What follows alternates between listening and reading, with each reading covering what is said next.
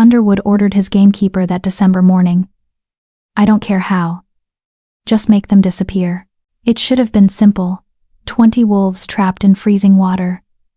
Nature doing what man had been trying to do for centuries, removing the predators that threatened civilization.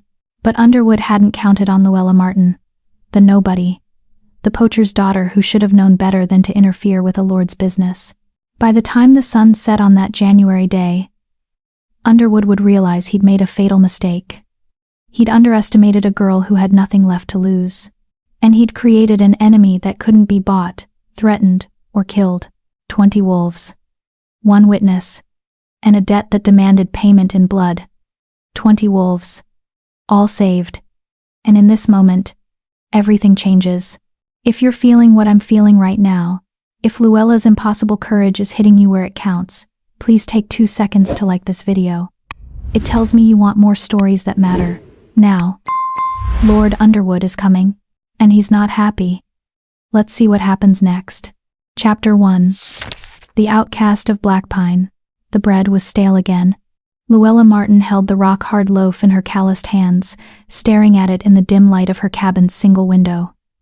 3 days old. The baker in Blackpine Village only sold her the leftovers. The ones even the pigs wouldn't eat. She'd have to soak it in melted snow just to make it edible. At least he sells to you at all. Her stepmother Gail Fisher had sneered last week, her perfect blonde curls bouncing as she laughed. Most shops won't serve a Martin anymore. Not after what your father did.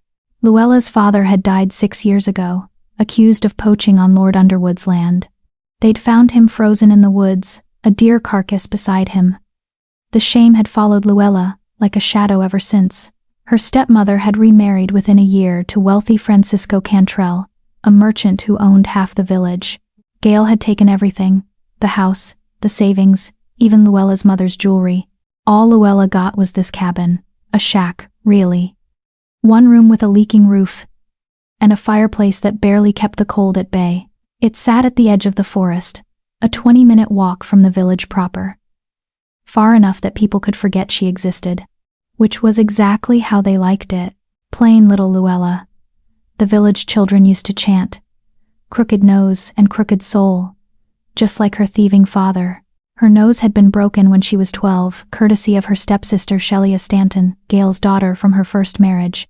Shelia had accidentally slammed a door into Luella's face during an argument about a hairbrush. It had healed badly, leaving a noticeable bump on the bridge. Combined with Luella's dull brown hair, thin frame, and the permanent shadows under her gray eyes, she knew she'd never be called beautiful. Not like Shelia, with her porcelain skin and rosebud lips. Not like any of them. Luella placed the bread on her small table and wrapped her worn shawl tighter around her shoulders. The morning was brutal even inside the cabin. Her breath formed clouds. Outside, the temperature had dropped so low that the trees groaned under the weight of ice. She needed to check her traps.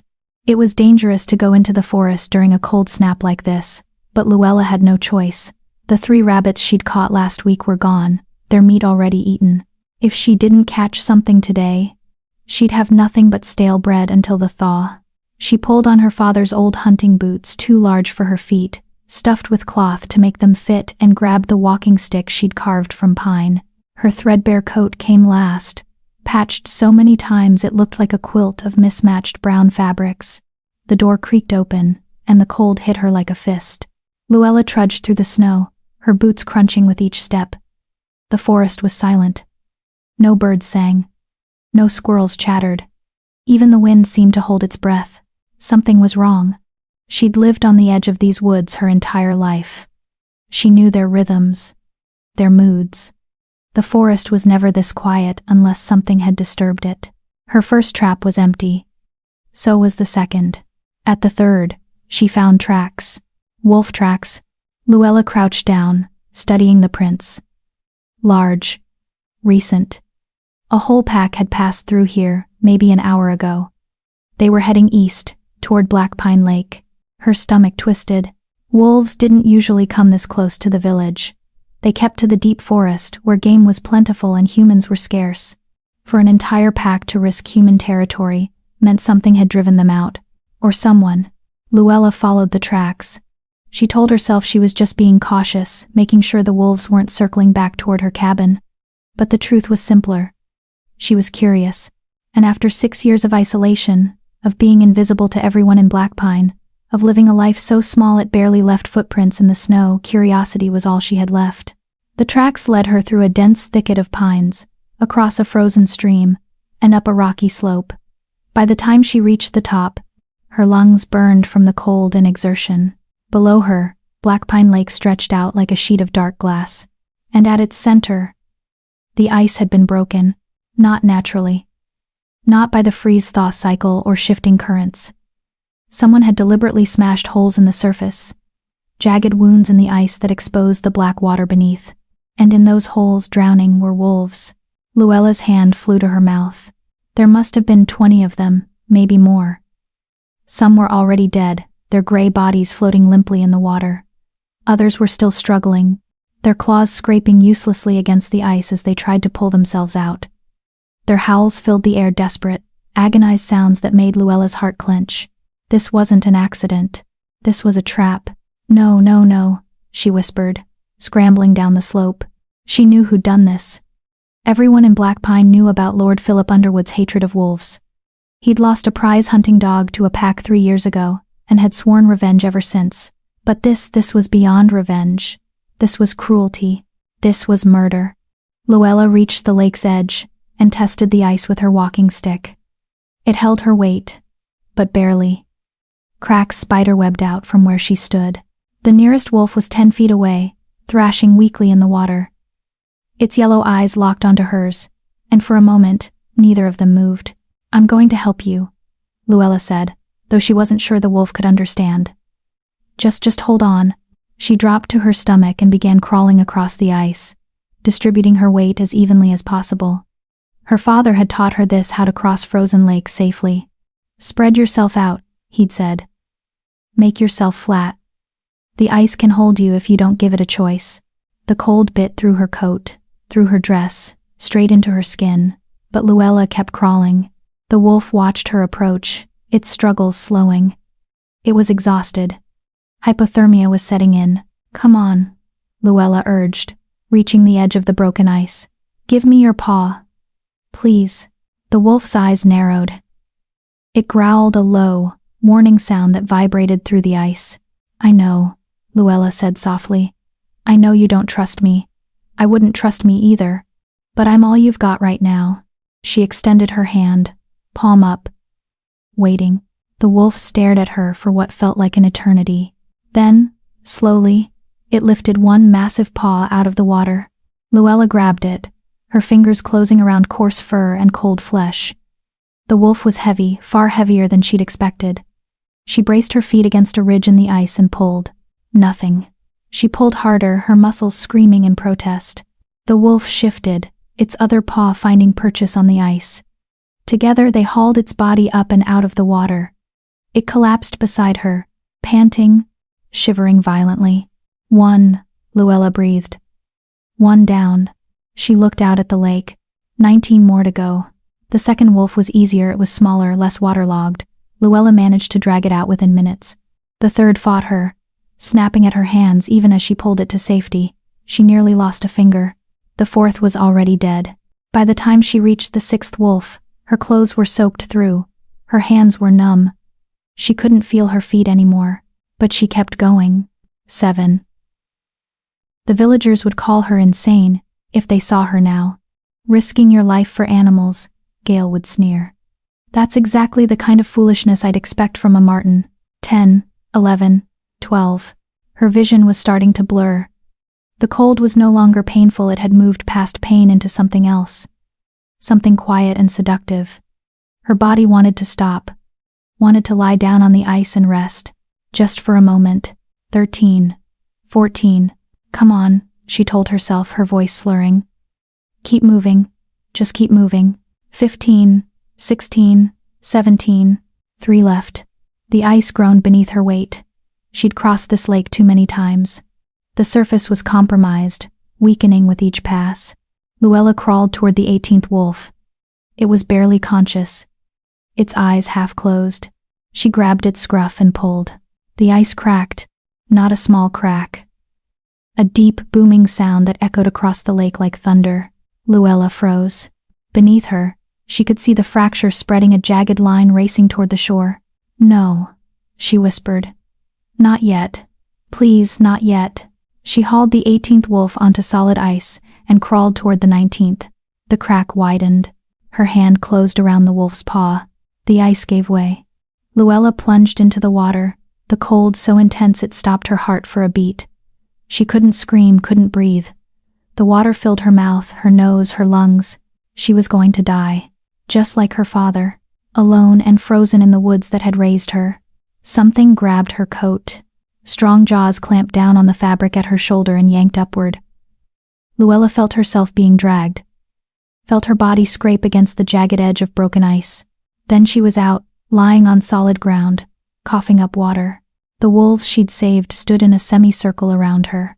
All 18 of them. They'd pulled her out. They'd saved her. "Thank you," she gasped, shivering so hard her teeth rattled. "Thank you." But the 19th wolf was still in the water. And beyond it, barely visible in the farthest hole, the 20th. Luella tried to stand. Her legs buckled. One of the wolves, the first one she'd saved, stepped forward. It was massive, with silver-gray fur and intelligent eyes. It lowered its head and nudged her hand, then looked toward the lake. "I can't," Luella whispered. "I'm sorry, I can't." The wolf nudged her again, more insistently. It wasn't a request. Luella grabbed the wolf's fur and used it to pull herself upright. Her vision swam, but she took one step forward, then another. The 19th wolf was easy. The pack had circled it, keeping it from going under. Luella just had to guide it to shore. But the 20th was different. It was larger than the others. Its fur was pure black, unusual for this region, and its eyes, they weren't yellow like the rest. They were amber, almost gold. Even half drowned, it radiated authority. The Alpha King. Luella crawled across the ice one last time, her body moving on instinct alone. She reached the hole and extended her hand. The black wolf looked at her. Really looked at her. And in that moment, Luella saw something that made her forget the cold, forget her exhaustion, forget everything. Recognition. Not just animal awareness, but genuine understanding. This wolf knew exactly what she'd done, knew what it had cost her. It placed its massive paw in her hand. Together, they fought against the water, against the cold, against death itself. And together, they won. The Alpha King collapsed on the shore beside her, its sides heaving. The rest of the pack gathered around them both, their bodies forming a living windbreak against the brutal cold. Luella closed her eyes. She'd done it. 20 wolves, all saved. In the distance, she heard voices.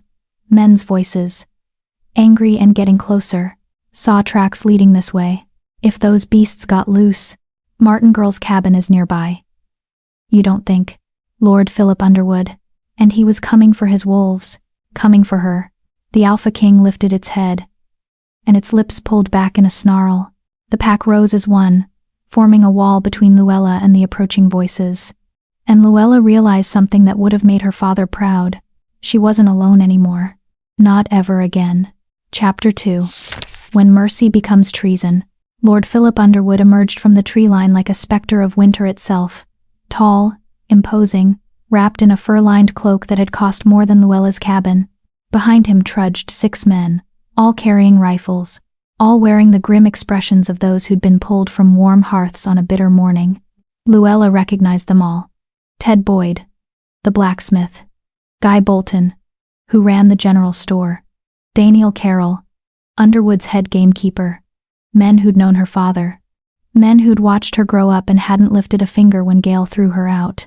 Men who wouldn't hesitate to shoot her if Underwood gave the word. Well, Underwood said, his voice carrying across the frozen lake. Little Luella Martin.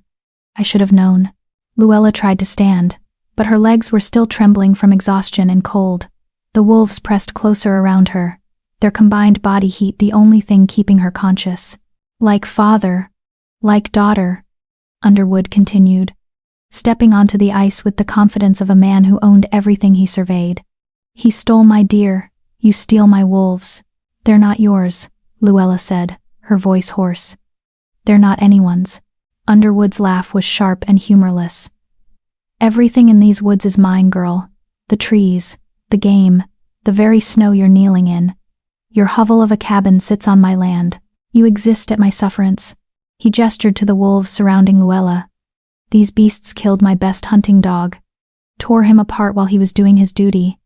I paid good money to have them tracked, trapped, and drowned. And you? His eyes narrowed. You've undone hours of work. They were drowning, Luella said, forcing herself to meet his gaze despite the fear clawing at her chest. Suffering. I couldn't just… Yes, that was rather the point. Underwood pulled off his leather gloves, one finger at a time. Wolves are vermin, Miss Martin. Dangerous, worthless vermin. The world is better off without them, the Alpha King snarled, a sound so deep and menacing that two of Underwood's men took an involuntary step backward. Shoot them, Underwood ordered calmly. All of them. The girl can watch what her mercy has earned. 6 rifles rose in unison. No. Luella threw herself in front of the nearest wolf. Please. They haven't done anything. Move aside, Miss Martin. Underwood's voice was cold now, all pretense of civility gone. Unless you'd like to share their fate. Luella's mind raced. She was outnumbered, outgunned, and so cold she could barely feel her own body. The wolves were exhausted from their ordeal. If shooting started, it would be a massacre. But then she remembered something her father had taught her. Something she'd nearly forgotten in the 6 years since his death. The law, she said, her voice stronger now. You can't just execute animals on public land without proper documentation. Underwood's eyebrow arched. Public land. Black Pine Lake belongs to the Crown, not to your estate. The border is marked, it's 50 yards behind where you're standing. Luella pointed to a line of stones barely visible through the snow. Your gamekeeper would know that. Ask him. All eyes turned to Daniel Carroll. The gamekeeper shifted uncomfortably, his rifle lowering slightly. She's right, my lord. The lake is Crown property. Has been since the old king's time. Underwood's jaw tightened. A technicality. A law, Luella corrected. You'd need permission from the magistrate to conduct a call on Crown land. Written permission, with witnesses and documentation. She'd learned this from her father's trial, from listening to the lawyers debate property rights and hunting regulations while her family fell apart. And by the time you ride to town and back, she continued, these wolves will be long gone into the deep forest where even you can't follow. For a long moment, Underwood simply stared at her. The lake was silent except for the wind and the soft panting of the wolves. Then Underwood smiled. It was not a pleasant smile. Clever girl, he said softly. Your father was clever too. It didn't save him. The threat hung in the air like frost. I'll get my permission, Underwood continued. And when I do, I'll come back. For the wolves. His eyes locked onto Luella's. And for anyone harboring them, he turned on his heel and strode back toward the tree line. His men followed, though several cast backward glances at Luella and her unlikely guardians. When they were finally out of sight, Luella's legs gave out completely. She collapsed into the snow, her body shaking so violently she thought her bones might crack. The wolves surrounded her immediately, lying down in a tight circle with Luella at the center. Their combined warmth was shocking, like being wrapped in living blankets. The Alpha King positioned itself directly beside her, its massive body pressed against her back. Thank you, Luella whispered, though she wasn't sure if she was thanking them for their warmth or for not running when they had the chance. The Alpha King's amber eyes studied her with that same unsettling intelligence she'd seen before. Then it did something that made Luella's breath catch. It bowed its head and touched its nose to her forehead. The gesture was so gentle, so deliberate, that tears sprang to Luella's eyes. No one had shown her tenderness in 6 years. No one had touched her with anything but contempt or violence. You're welcome, she said, understanding somehow that the gesture was gratitude, recognition of the debt between them. But gratitude wouldn't be enough when Underwood returned with his permission and his rifles. Luella forced herself to think. She needed to get home. Needed to get warm before hypothermia claimed her. The wolves needed shelter too, somewhere away from Underwood's land. Somewhere they could hide until what? They couldn't hide forever. Underwood owned half the county. He had money, influence, and the law on his side. Once he got his paperwork, he'd hunt these wolves to extinction, and Luella for interfering. For embarrassing him in front of his men, he'd make sure she paid dearly. Unless... An idea sparked in Luella's frozen mind, desperate, possibly insane, but it was all she had. "Can you understand me?" she asked the Alpha King. The great wolf's ears pricked forward. "I'm going to take that as a yes." Luella pushed herself into a sitting position, every muscle screaming in protest. "I can't protect you. I'm nobody, just a dead poacher's daughter living in a shack at the edge of the forest. But I know someone who might help. Someone who has more power than Underwood, at least on paper." The wolves watched her with unblinking attention. "Prince Morgan," Luella said. "The king's youngest son. He's eccentric. Everyone knows he cares more about animals than people. There are stories about him rescuing wounded hawks, nursing sick horses back to health. 2 years ago, he passed a law protecting lynx from hunting." She looked at the Alpha King. "If I could get to him, if I could tell him what Underwood did, he might intervene. Might declare the pack under royal protection." It was a long shot. More than that, it was nearly impossible. Prince Morgan lived in the capital, 3 days' ride away. Luella had no horse, no money for passage, and no reason to believe a prince would grant audience to a commoner. Especially a commoner with her family's reputation. But the alternative was watching these wolves die. The Alpha King stood and shook the snow from its fur. It looked toward the forest, then back at Luella. Then it did something extraordinary. It walked over to where her walking stick had fallen, picked it up gently in its jaws, and brought it to her. The other wolves rose as one, forming 2 lines like an honor guard. They were waiting for her to lead them. "Oh," Luella breathed. "Oh, you're serious." The Alpha King's expression, if a wolf could have an expression, seemed to say, "You saved us. Now we follow you." Luella took the walking stick with numb fingers and used it to lever herself upright. Her soaked clothes were already freezing, turning stiff as boards. She'd have maybe an hour before hypothermia became life-threatening. "My cabin first," she decided. "I need dry clothes. Then we figure out how to get to the capital without being shot." The journey back should have taken 20 minutes. With Luella's frozen limbs and exhausted body, it took nearly an hour. The wolves flanked her the entire way, their presence keeping other predators at bay and their bodies breaking the worst of the wind. When her cabin finally came into view, Luella wanted to weep with relief, but her relief died the moment she saw the smoke. Not from her chimney, she'd let the fire die that morning to conserve wood.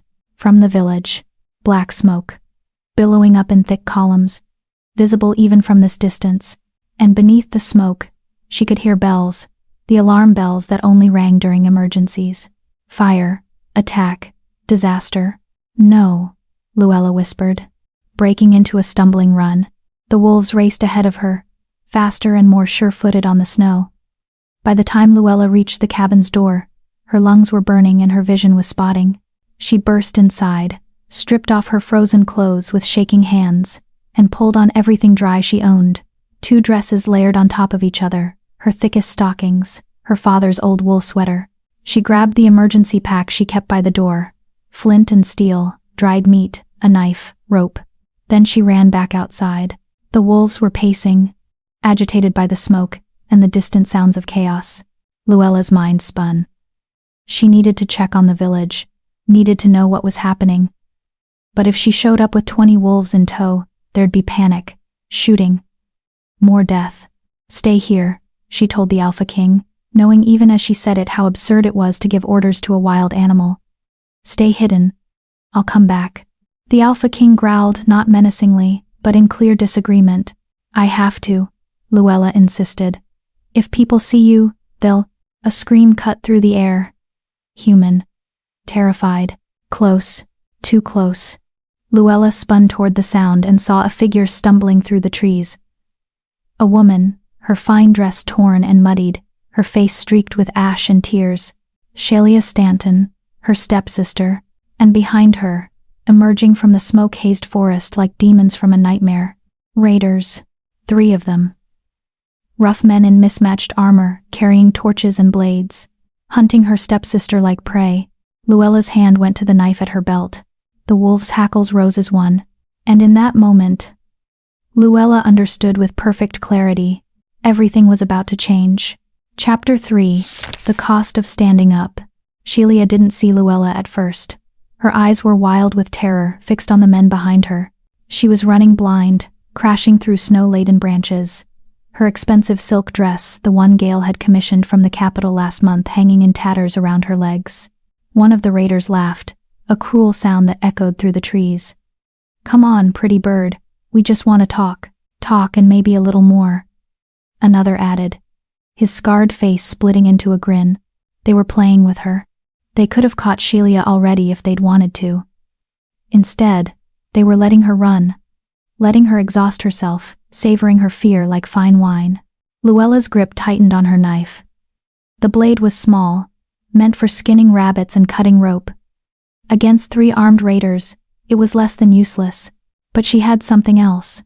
"Here," Luella called out, stepping into Shelia's path. Her stepsister's head snapped up. For a moment, recognition flickered across her face, followed immediately by something that might have been relief or might have been disgust. With Shelia, it was always hard to tell. "Lu," Shelia gasped, stumbling to a halt. "They're the village, everyone. I know. Get behind me. Are you insane?" Shelia's eyes darted between Luella and the approaching raiders. You don't even have a behind me. Now." Something in Luella's voice made Shelia obey.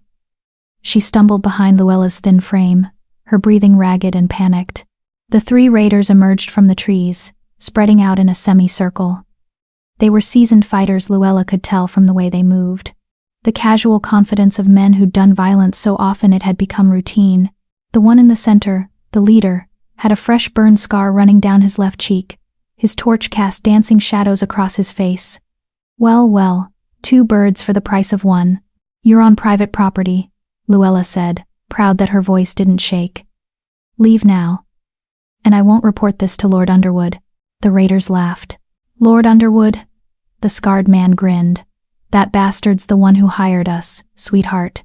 Told us the village had been getting too comfortable, not paying their protection fees on time. Said we could have anything we could carry, long as we burned the tax collector's office and his records." Luella's blood went cold. "You're lying. Am I?" The raider gestured back toward the smoke. "Why do you think his manor's untouched? Why do you think his men aren't fighting back?" Behind her, Shelia made a small, wounded sound. Her mother's new husband, Francisco Cantrell, was the tax collector. "My stepfather," Shelia's voice broke. "Is he dead by now, probably?" the raider said cheerfully. "Don't worry, pretty thing. You won't be lonely for long." They advanced. Luella raised her knife. "Don't. Or what? You'll gut us with that little pig sticker?" The scarred man laughed. "Tell you what, girl. You give us the blonde, we'll let you run. Otherwise," the Alpha King stepped out of the shadows. Then another wolf.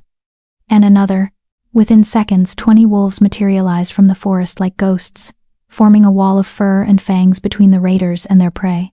The Alpha King positioned itself directly in front of Luella, its lips pulled back to reveal teeth that looked like ivory daggers. The raiders' confident smirks vanished.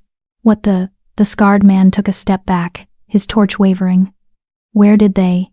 The Alpha King snarled, a sound so primal and menacing that even Luella felt her instincts screaming to run. "Back away," Luella said quietly. "Drop your weapons. Leave the way you came.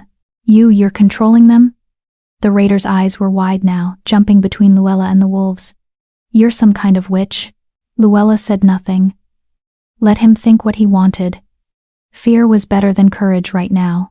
For a long moment, no one moved. Then one of the other raiders, younger, less scarred, dropped his sword. "I'm not dying for a few coins," he muttered, backing away. "This isn't worth it, coward," the scarred man spat, but his hand was shaking on his torch. The 3rd raider had already disappeared into the trees. "This isn't over," the leader said, still retreating. "Underwood will hear about this. About you and your demon wolves. Tell him," Luella said. Tell him Luella Martin sends her regards." The raider turned and ran. The moment he was out of sight, Luella's legs buckled. She caught herself on her walking stick, breathing hard. Behind her, Shelia was sobbing. "He's dead. My stepfather's dead. They burned everything." "We don't know that," Luella said, though the smoke in the distance suggested otherwise. "We need to get to the village, check for survivors." "With them?" Shelia pointed at the wolves, her face pale. "Lou, what have you done? What are these things?" "They're wolves. I saved them. They saved me." Luella turned to face her stepsister. "And just now, they saved you." Shelia's mouth opened and closed. For once in her life, she seemed at a loss for words. "Can you walk?" Luella asked. Yes, I think so." "Then let's go." The journey to Black Pine Village was like walking through a nightmare. Smoke hung thick in the air, making every breath taste of ash and burning wood. They passed bodies in the snow villagers who'd tried to flee, cut down from behind. Luella recognized Ted Boyd's youngest son among them. He'd been 14. Shelia vomited twice. Luella kept moving. The wolves flanked them like silent guardians. Several peeled off as they walked, disappearing into the smoke, only to return minutes later with survivors' terrified villagers, who the wolves herded toward Luella with surprising gentleness. By the time they reached the village square, they had gathered 17 people. Men, women, children, all in shock, all covered in soot and blood. The village itself was devastated. Half the buildings were still burning. The tax collector's office, Francisco Cantrell's office, was nothing but a skeleton of blackened timber. "Mama!" Shelia screamed, breaking away from the group. "Mama!" She ran toward the burning wreckage. Luella caught her before she could do something stupid. "Let me go." Shelia thrashed in her grip. "She might be in there. She might." "Look," Luella pointed.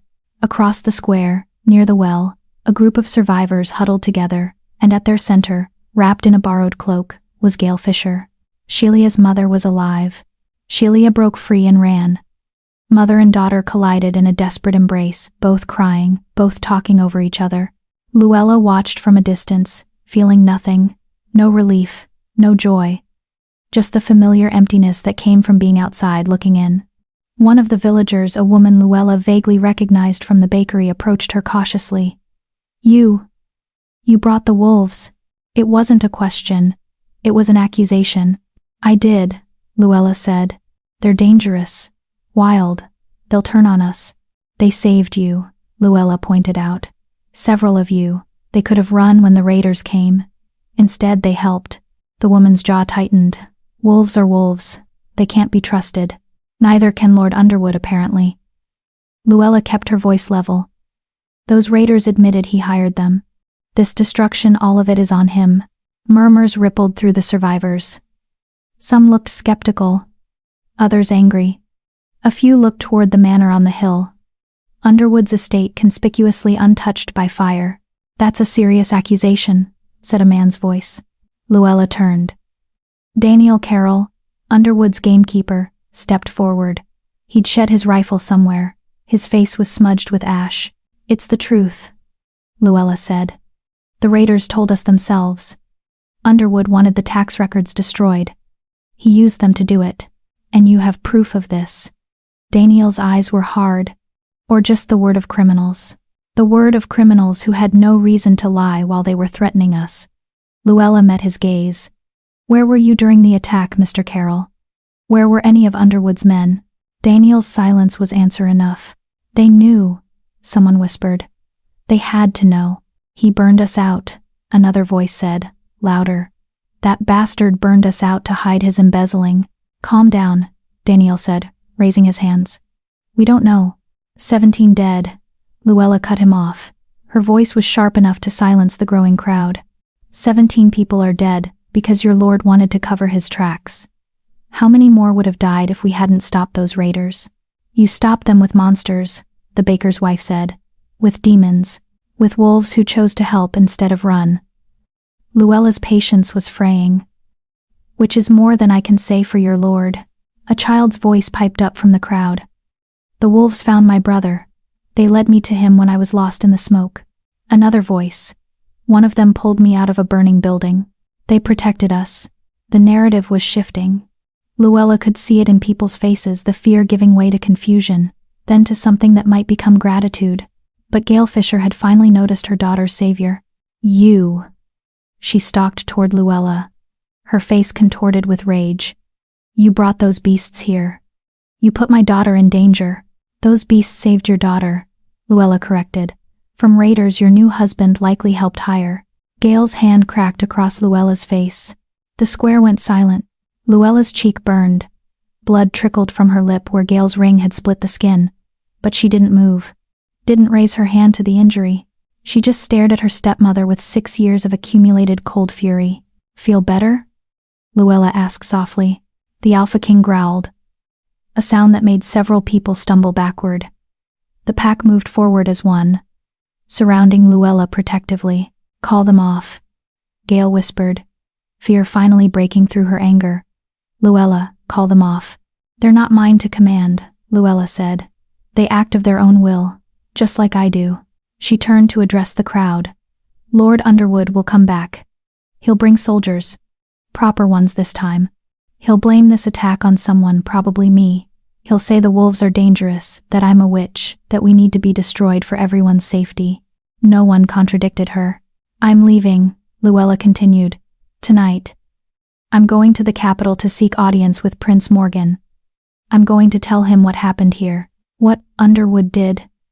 She paused. The wolves are coming with me. Anyone who wants to join us is welcome.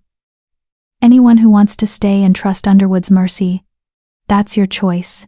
Silence. Then Sheila stepped forward. I'll come. Gail grabbed her daughter's arm. Absolutely not. I forbid it. You forbid? Sheila's voice was hollow. Mama. Your husband is dead. Our home is ash. We have nothing. Less than nothing. We'll be in debt for years trying to rebuild. We'll manage. We always. By selling me off to the highest bidder. Sheila's laugh was bitter. That was your plan, wasn't it? Marry me to some wealthy merchant to recoup your losses. Well, I'm done being your prize mare. She pulled free of Gail's grip and stood beside Luella. I'm going to the capital. With or without your blessing. Other voices joined in. I'll come. Me too. My family's got nothing left here anyway. Within minutes, 12 people had volunteered. Not a large group, but larger than Luella had expected. We leave at dawn, Luella said. Pack light. Weapons if you have them. Food for 3 days. She looked at the wolves, particularly the Alpha King. We're going to need to move fast. Can you? The Alpha King dipped its head. Once, deliberately, understanding passed between them. This was no longer about saving wolves from drowning. This was about justice. About standing against the kind of cruelty that burned villages and called it business. This was war, and Luella Martin, the plain, crooked-nosed daughter of a dead poacher, had just declared it. Chapter 4. The Road to Retribution. Dawn came cold and gray, the sky heavy with unshed snow. Luella stood outside her cabin for what might be the last time. A pack slung over her shoulder and her father's knife at her belt. The structure looked even more pathetic in the morning light, walls that barely kept out the wind, a roof that leaked in 3 places, a door that hung crooked on its hinges. 6 years she'd lived here. 6 years of surviving on scraps and stubbornness. She felt nothing looking at it now. No nostalgia, no regret, just relief that she was finally leaving. The 12 volunteers had assembled in the clearing behind the cabin, away from prying eyes. They were a motley group. Sheila, still wearing her ruined dress under a borrowed cloak. Tom Ward, the butcher's assistant, carrying a meat cleaver. Annette Matthews and her 2 young sons. Brooke Knox, a widow with arms strong from years of laundering. And 6 others whose names Luella was still learning. The wolves waited at the forest's edge, 20 shadows against the snow. This is insane, muttered Chong Cherry, a farmhand who'd lost everything in the fire. We're trusting our lives to wild animals and a girl who talks to them. That girl saved my children, Annette said sharply, pulling her boys closer. The wolves led us out of the smoke when we couldn't see. I'll trust them before I trust Underwood. Underwood's going to send men after us, Tom said, testing the weight of his cleaver. "We all know that, right? We're fugitives now. Then we'd better move fast." Luella adjusted her pack and turned to the group. "The capital is 3 days northeast by the main road, but we can't use the main road. Underwood's men will be watching for us there. We'll have to go through the Thornwood." Several people gasped. One woman made a warning sign. "The Thornwood?" Chong's face paled. "That forest is cursed. People go in and don't come out. People go in unprepared and get lost." Luella corrected. "My father used to trap there. I know the paths." She looked at the Alpha King, who had moved to stand beside her. "And we have guides who know the forest better than any human." The great black wolf's amber eyes gleamed with what might have been amusement. "We'll travel during daylight, make camp before dark," Luella continued. "The wolves will scout ahead and behind, watch for pursuit. If we're lucky, we'll reach the capital in 4 days instead of 3. "And if we're not lucky?" Shelia asked quietly. Luella met her stepsister's eyes. "Then we fight." They set out within the hour, following a game trail that wound northeast into the deep forest. The wolves ranged around them in a loose perimeter, some ahead, some behind, some flanking. The Alpha King remained at Luella's side, matching her pace perfectly. The first few hours passed in tense silence. Everyone jumped at shadows, flinched at snapping branches. But gradually, as the forest enveloped them and no pursuit materialized, people began to relax. Annette's younger son, who couldn't have been more than 7, tugged on Luella's sleeve. "Miss? Can I pet one?" "I don't think," Luella started, but the Alpha King had already turned its massive head toward the boy. The child froze, his eyes going wide. The Alpha King lowered its head and gently bumped the boy's hand with its nose. A smile broke across the child's face, the first smile Luella had seen since the attack. Small fingers buried themselves in thick black fur. "He's soft," the boy whispered in wonder. "Mama, he's so soft." Other children in the group crept closer. Soon 3 wolves were surrounded by young ones, their fears forgotten in the simple joy of touching something wild and beautiful. "Careful," their parents warned, but even they were smiling now. "They really are protecting us," Brooke murmured, watching a gray wolf herd a wandering child back toward the group. "I've never seen anything like it." "Neither have I," Luella admitted, "but I'm grateful for it." They stopped for a brief lunch around midday, dried meat and hard bread eaten standing up, no fires to give away their position. One of the scouts, a young wolf with distinctive white markings, returned from the south and made a series of low sounds to the Alpha King. The Alpha King's ears went flat against its skull. "What is it?" Luella asked, though she already knew the answer. The Alpha King looked toward the south, then back at Luella. Its meaning was clear. "They're coming." "How far?" Luella pressed. The wolf pawed the ground 3 times. 3 hours, maybe. Possibly less. "We need to move," Luella announced to the group. "Underwood's men are behind us." The brief moment of peace shattered. Parents grabbed children. Tom gripped his cleaver. Shelia's face went white. "How many?" Chong asked. "I don't know, but we can't outrun horses carrying soldiers." Luella's mind raced. "We need to slow them down." "How?" Tom demanded. "We've got a meat cleaver, a few knives, and some wolves. They'll have guns and armor." Luella looked at the forest around them. They were entering the Thornwood now. The trees grew thicker here. Their branches twisted and gnarled. The undergrowth was dense with thorny bushes that gave the forest its name. "The forest itself," she said slowly. "We use the forest." An hour later, when Underwood's hunting party reached the game trail, they found it blocked. Trees had fallen across the path not naturally, but deliberately felled to create a barrier. Behind the trees, the thorny undergrowth had been woven together into an impenetrable wall of brambles. What in the Lord? Philip Underwood reined in his horse, staring at the obstruction. Behind him, 8 mounted men, and twice that many on foot, came to a halt. Daniel Carroll dismounted and examined the trees. "Cut recently, my lord. Within the last hour. And these brambles, they've been moved, shaped. This isn't natural." "Obviously it's not natural, you idiot," Underwood snapped. "The Martin girl did this. She's trying to slow us down. With respect, my lord, one girl couldn't move these trees, not even with help from those refugees." Daniel ran his hand along a massive trunk. This oak must weigh a ton. It would take a dozen men with ropes and pulleys to. A howl cut through the air. Long, mournful, and close. The horses whinnied nervously. Several men reached for their rifles. The wolves, someone whispered. She's got the wolves working for her. Wolves don't fell trees, Underwood said. But his voice lacked conviction. Wolves don't build barricades. Another howl answered the first. Then another. They came from all directions, north, south, east, west, surrounding the hunting party. How many are there? One soldier asked, his rifle tracking shadows between the trees. My lord, perhaps we should, Daniel began. We push forward, Underwood cut him off.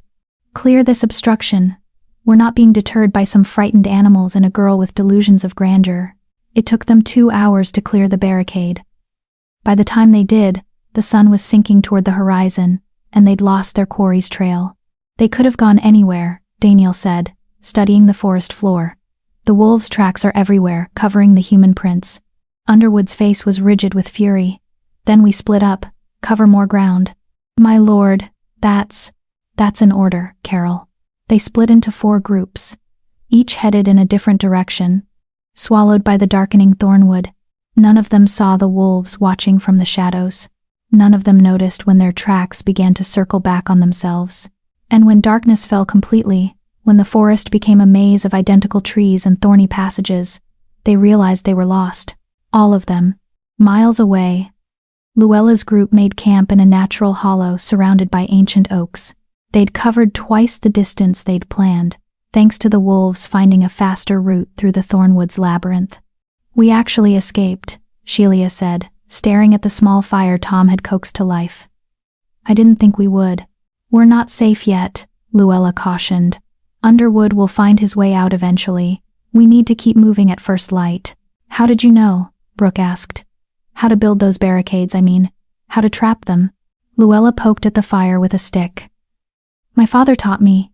He said the forest provides everything you need. Shelter, food, defense, if you know how to ask. He sounds like he was a good man, Annette said softly. He was. Luella's throat tightened. They said he was a poacher, a thief, but he only ever took what we needed to survive. Never more than that. And Underwood killed him for it, Tom said, his voice hard. Just like he killed my employer. Just like he burned the village. The group fell silent, each lost in their own thoughts about what they'd lost. The Alpha King moved closer to Luella, its warmth pressing against her side. She buried her fingers in its fur, drawing comfort from its solid presence. Can I ask you something? Shelia said hesitantly. About them, the wolves. Luella nodded. Why? Why are they helping us? Animals don't do this. They don't understand justice or revenge or, Shelia gestured helplessly. Why? Luella looked at the Alpha King. Its amber eyes reflected the firelight, deep and knowing. I think, Luella said slowly, they understand more than we give them credit for. I saved their lives. Now they're saving mine. It's not about domestication or training. It's about... She searched for the right word. Recognition. They see me. They see us. And they've chosen to stand with us. That's terrifying, Chong muttered. Why? Luella asked. Because it means animals have agency? Free will? The ability to choose their own path? Because it means they could choose differently, Chong said. Today they protect us. Tomorrow they'll still protect us. Luella cut him off. Because we're not Underwood. We're not cruel. We don't hunt them for sport or drown them for revenge. We treat them with respect. She stood, addressing the group. Every one of you had a choice back in Black Pine. You could have stayed, could have trusted Underwood to take care of you, to rebuild what he destroyed, but you chose to come with me instead. With a nobody. With the daughter of a poacher. Why? No one answered immediately. Finally Annette spoke. Because you saved my boys. Because when everyone else was running or hiding, you stood up to those raiders with nothing but a kitchen knife and faith. Because Underwood is a monster, Tom added. And monsters need to be stopped. Exactly. Luella nodded. The wolves made the same choice. They could have run back to the deep forest after I pulled them from the lake. Instead they stayed. They fought for us. They're still fighting for us. She looked each person in the eye. Tomorrow, we push hard. We'll reach the edge of the thornwood by nightfall if we're lucky. The day after, we'll be in civilized lands again, places with roads and inns and law. We'll need to be careful. Underwood has influence in the cities too. How do we get an audience with Prince Morgan? Shelia asked. We're refugees. Commoners. The palace guards won't even let us through the gates.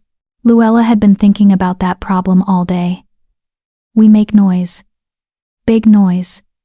We arrive with 20 wolves and a story about a lord who burned his own village.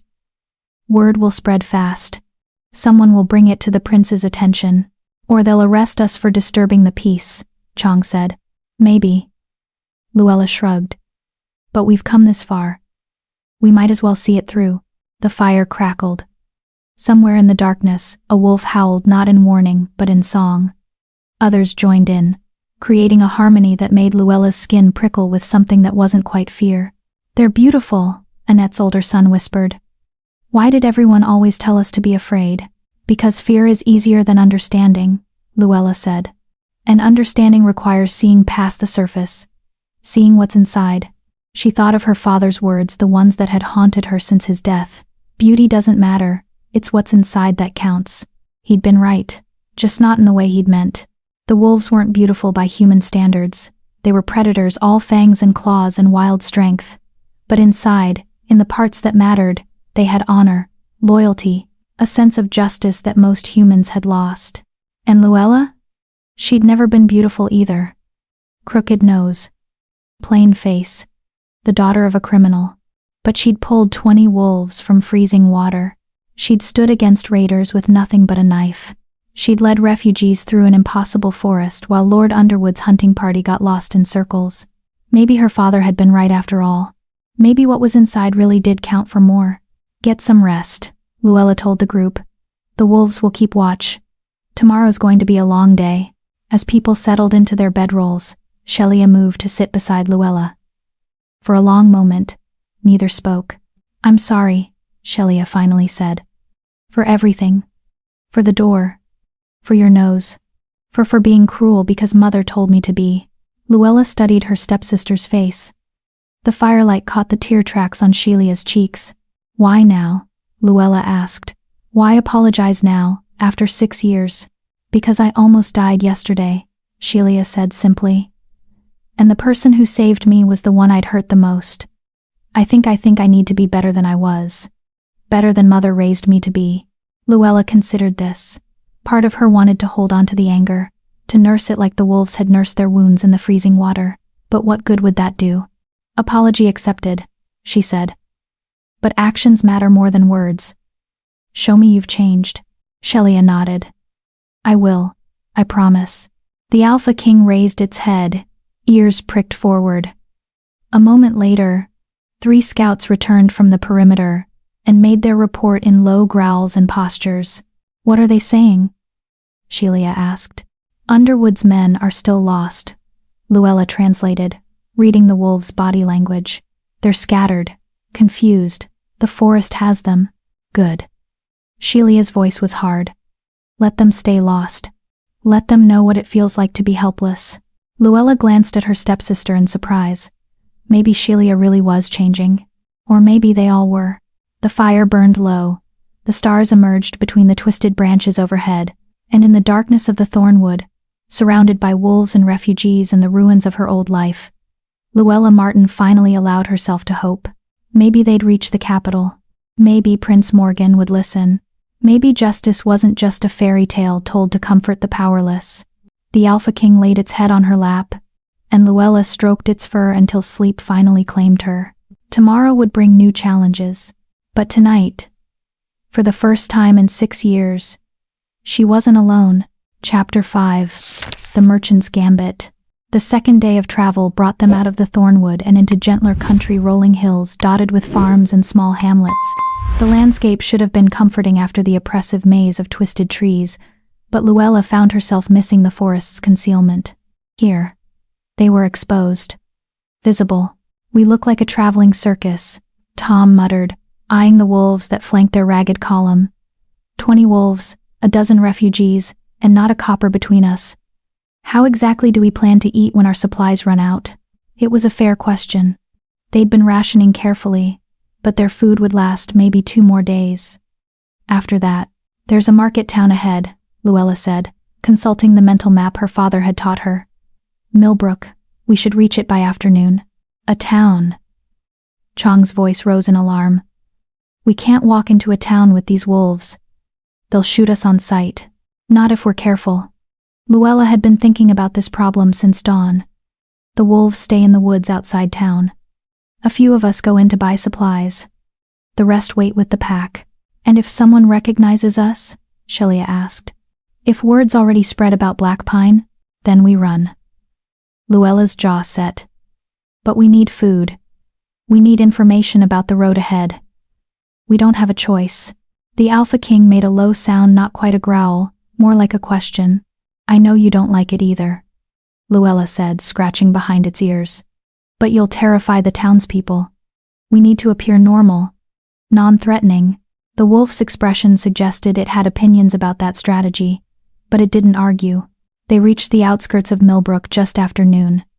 It was larger than Black Pine, maybe 300 people. With proper streets and a market square, smoke rose from chimneys, children played in the streets, everything looked so normal. Luella felt a pang of longing for that normalcy. For a life where the biggest worry was stale bread, not fleeing a vengeful lord with an army. The wolves stay here, she instructed, gesturing to a copse of trees with good sightlines to the town. Tom, Brooke, you're with me. Everyone else waits. If we're not back in 2 hours, assume something went wrong and head northeast without us. Lou, Shelia started. No arguments. Those are my terms.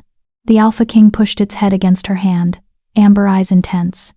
Luella met its gaze and saw the concern there. I'll be careful, she promised. I didn't survive Underwood's raiders just to get caught buying turnips. The walk into Millbrook was surreal. After 2 days in the forest with wolves, the sounds of human civilization felt alien cartwheels on cobblestones. Merchants hawking wares, gossip exchanged at well pumps. Act natural, Luella whispered to her companions. We're just travelers, nothing suspicious. Tom snorted. Right. 3 people in ash-stained clothes with no wagon, no horses, and no visible means of support, perfectly natural.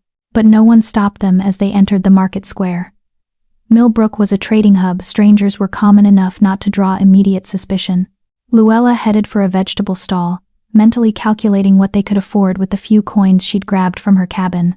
Bread, dried beans, maybe some salted meat if. Terrible business about Black Pine. Luella froze. The speaker was an older woman at the next stall, talking to the vegetable merchant. Burned to the ground, they say, the woman continued. Raiders, killed dozens. Lord Underwood's offered a reward, the merchant replied, arranging his turnips. 5 gold pieces for information leading to the capture of the perpetrators. Luella's blood went cold. Perpetrators? The woman asked. I heard it was raiders. Oh, it was. But apparently some locals helped them. A girl named Martin, daughter of that poacher from years back. She led the raiders to the tax collector's office, showed them where the records were kept. Luella's hands clenched into fists. The lie was so bold, so complete, it took her breath away. That's horrible, the woman said. Why would she do such a thing? Revenge, most like. Her father was hanged for theft. Girl probably held a grudge. The merchant shook his head. Lord Underwood says she's dangerous. Unhinged.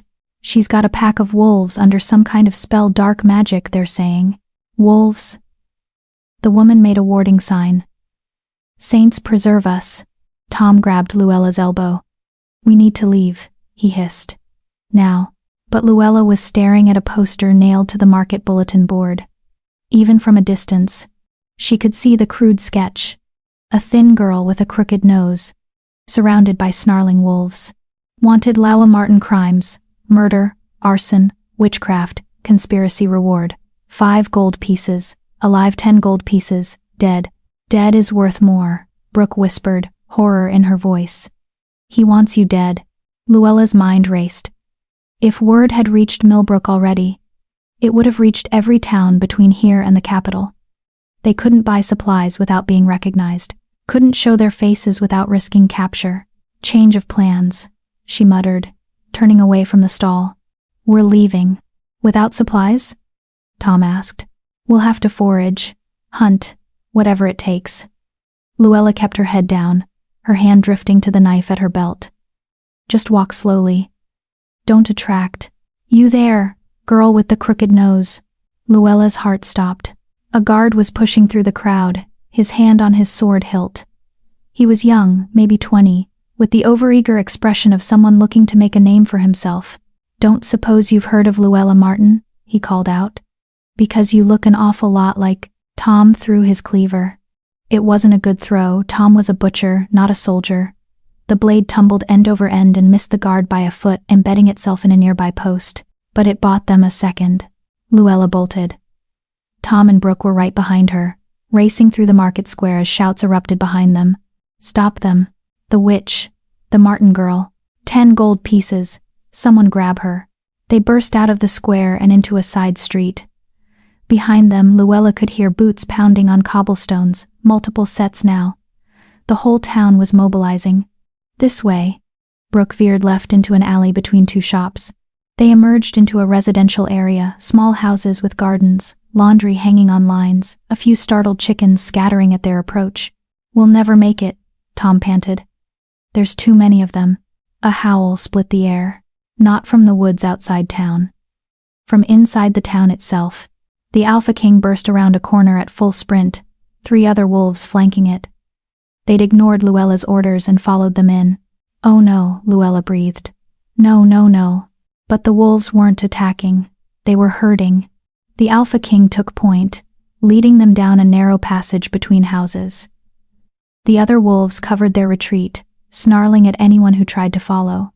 They ran through gardens, over fences, across a small bridge.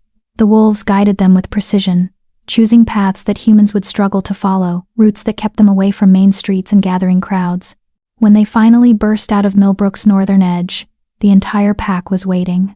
So much for staying hidden, Shelia said dryly as Luella stumbled to a halt. But I'm glad you're alive. We need to move, Luella gasped, her lungs burning. They'll send riders. We have maybe an hour before. Before what? A new voice cut through her panic. Before you get yourselves killed through sheer incompetence? A man stepped out from behind a merchant's wagon. He was middle-aged, well-dressed in a way that suggested wealth without ostentation. His eyes were sharp, calculating, and he was smiling. Please don't panic, he said, raising his hands. I'm not here to turn you in. Quite the opposite, actually. Tom grabbed a fallen branch, holding it like a club. Who are you? My name is Mohammed Olson. I'm a merchant silks, spices, occasionally information. Mohammed's smile widened. And I have a proposition for you, Miss Martin. How do you know my name? Luella demanded. The same way half the kingdom knows it by now, Lord Underwood's very thorough propaganda campaign. Mohammed gestured to his wagon. He's painted you as a murderous witch, a traitor, the architect of Black Pine's destruction. I know you didn't. Mohammed's expression turned serious. I was in Black Pine the week before the attack. I saw how Underwood operated. Saw how he squeezed the people for every copper while his manor grew larger. When I heard about the fire, I knew exactly who was responsible. Then help us, Shelia said desperately. Please, we're trying to reach the capital, to tell Prince Morgan the truth. Mohammed laughed, not unkindly but with genuine amusement. Oh, child. You think Prince Morgan doesn't know what Underwood is? The nobility protect their own. Even the good princes won't openly accuse a lord of murder without ironclad proof. Luella's hope, so fragile and new, began to crumble. But, Mohammed continued, there are other ways to fight, ways that don't involve throwing yourselves at palace gates and hoping for mercy. What ways? Luella asked warily. Mohammed studied the wolves surrounding them, his eyes lingering on the Alpha King. You have something unique. Something unprecedented. An alliance with creatures that everyone fears and no one understands. That's power, Miss Martin. Real power. I'm not interested in power, Luella said. I just want justice. Justice requires power. Mohammed's voice was gentle but firm. Without it, you're just another corpse in Underwood's wake. But with the right backing, the right strategy, you could be so much more. You still haven't explained what you want, Tom said, suspicion heavy in his voice. I want to help you, Mohammed said simply. I have resources, money, connections, safe houses between here and the capital. I can get you to Prince Morgan, not as refugees begging at the gates, but as petitioners with a case that can't be ignored. Why? Luella pressed. What do you get out of this? Mohammed's smile turned sharp. Underwood owes me money, a great deal of it. When his embezzling is exposed, his assets will be seized. I want to make sure I'm first in line for repayment. He paused. And I want to see him hang. Call it sentiment, call it business sense, call it whatever you like. Our interests align. Luella looked at the Alpha King. The wolf's amber eyes were unreadable. How do we know you're not leading us into a trap? Brooke asked.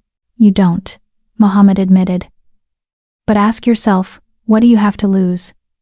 Without help, you'll be caught before you reach the capital. With my help, you have a chance. Maybe a slim one, but a chance nonetheless. He opened the back of his wagon, revealing supplies, food, blankets, clean clothes. I packed these this morning. I've been waiting for you. You knew we'd come through here? Luella asked. I know how refugees think. I know which routes avoid major roads while still heading northeast. And I know you're smart enough to need supplies eventually. Mohammed's expression softened. Let me help you, Miss Martin. Let me help all of you. Luella's instincts warred with her desperation. Everything Mohammed said made sense, but trust was a luxury she couldn't afford. The Alpha King moved forward and sniffed Mohammed's extended hand. For a long moment, wolf and man regarded each other. Then the Alpha King sat. Not aggressively, not submissively, just accepting. Your wolf approves, Mohammed noted. I'll take that as a good sign. Luella made her decision. What's your plan? Mohammed's smile returned, bright and conspiratorial. First, we get you all looking less like escaped criminals. Then we travel as my merchant caravan, perfectly legal, perfectly normal. The wolves stay hidden during day travel. Join us at night. In 3 days, we'll be in the capital with credentials that will get you through the palace gates. Credentials? Shelia asked. I supply silk to several noble houses. My deliveries come with automatic access to certain areas. Mohammed winked. Including the East Wing, where Prince Morgan keeps his menagerie of rescued animals. Despite everything, Luella felt hope stirring again. You've really thought this through. I'm a merchant, Miss Martin. Planning is what I do. Mohammed gestured to his wagon. Now, shall we stop wasting time and start moving? Millbrook's guards won't give up easily. And I'd rather not explain why I'm harboring fugitives. Over the next hour, they transformed. Mohammed produced clean clothes from his seemingly bottomless wagon, simple but respectable traveling gear that wouldn't draw attention. He had them wash their faces and hands, comb their hair, look like ordinary people again. The key to hiding, he explained, is not looking like you're hiding. Act normal, and people see what they expect to see. The wolves retreated into the forest, paralleling the road, staying just out of sight but close enough to respond if needed. The Alpha King was the last to leave. Its eyes locked on Luella, until she nodded reassurance. By the time they set off, they looked like exactly what Mohammed claimed, a merchant and his hired travelers, hauling goods to the capital for the winter season. You're good at this, Luella said quietly as they walked beside the wagon. I've had practice. Mohammed's expression darkened. I've seen what happens when people can't fight back against corrupt lords. Seen families destroyed, lives ruined, justice denied. Sometimes all they need is someone willing to level the playing field. You do this often? Tom asked. Help fugitives? When the fugitives are innocent and the lords are monsters? Yes. Mohammed glanced back at his wagon. Though I'll admit, this is my first time smuggling a witch and her wolf army. I'm not a witch, Luella said. I know. But stories are more powerful than truth, Miss Martin. Underwood's told a story about you. We need to tell a better one. As they traveled, Mohammed explained his plan in detail. They'd reach the capital in 3 days if they maintained a steady pace. Once there, he'd arrange for them to stay in a warehouse he owned in the merchant district, safe, secure, away from Underwood's spies. And then, Luella asked. Then we get you in front of Prince Morgan. I'll arrange a private delivery to his menagerie. You'll be carrying silk, but you'll also be carrying your story. The prince is eccentric. He values animals over most people. If you can demonstrate your bond with the wolves, if you can prove they chose to follow you rather than being enslaved, he'll listen. Sheila finished. Exactly, Mohammed nodded. It's not a guarantee, but it's better than anything you had before. That night, they made camp in a clearing well off the main road. The wolves returned at dusk, materializing from the forest like shadows given form. The Alpha King went directly to Luella, pressing its head against her chest in what she'd come to recognize as greeting. I missed you too, she murmured, running her fingers through its fur. Mohammed watched the interaction with fascination. Remarkable. I've seen trained dogs show less affection. They're not trained, Luella said. They're partners. Even more remarkable. Mohammed pulled out a notebook and began sketching. Do you mind if I document this? For the prince. Visual evidence of your bond could be compelling.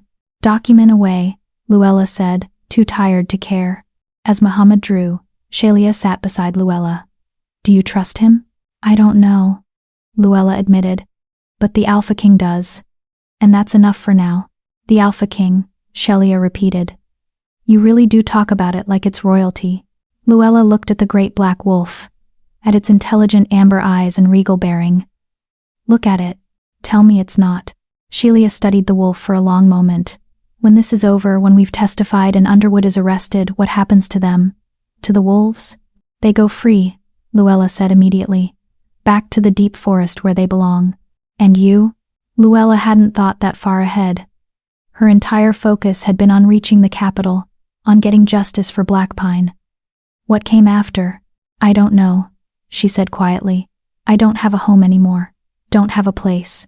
You have us, Sheila said, gesturing to the refugees scattered around the camp. We're your place now. Your pack, I suppose. Luella smiled despite herself. A pack, I like that. The Alpha King made a sound that might have been agreement, and Luella laughed, the first real laugh she'd had in days. Maybe Mohammed was right. Maybe stories were more powerful than truth. And if that was the case, Luella would make sure her story, their story, was one worth telling. Chapter 6. The Enemy at the Gates.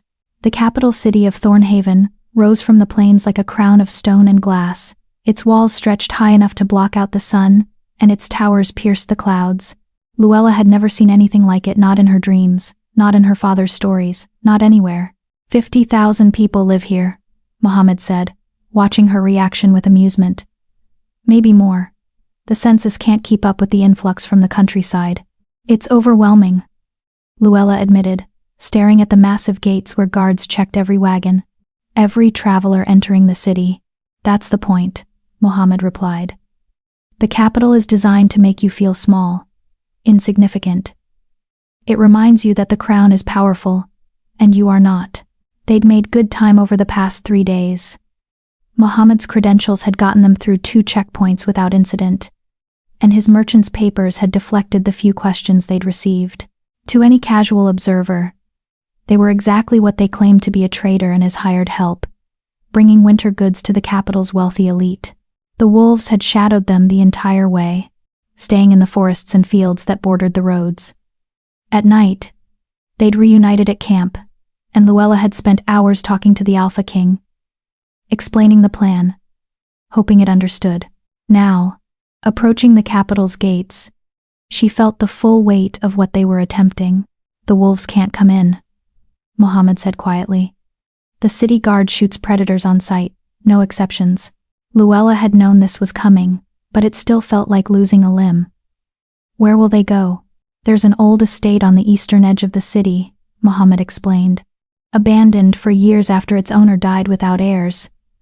It has walls, a main house that's mostly intact, and enough land to keep 20 wolves hidden. I've used it before for sensitive storage.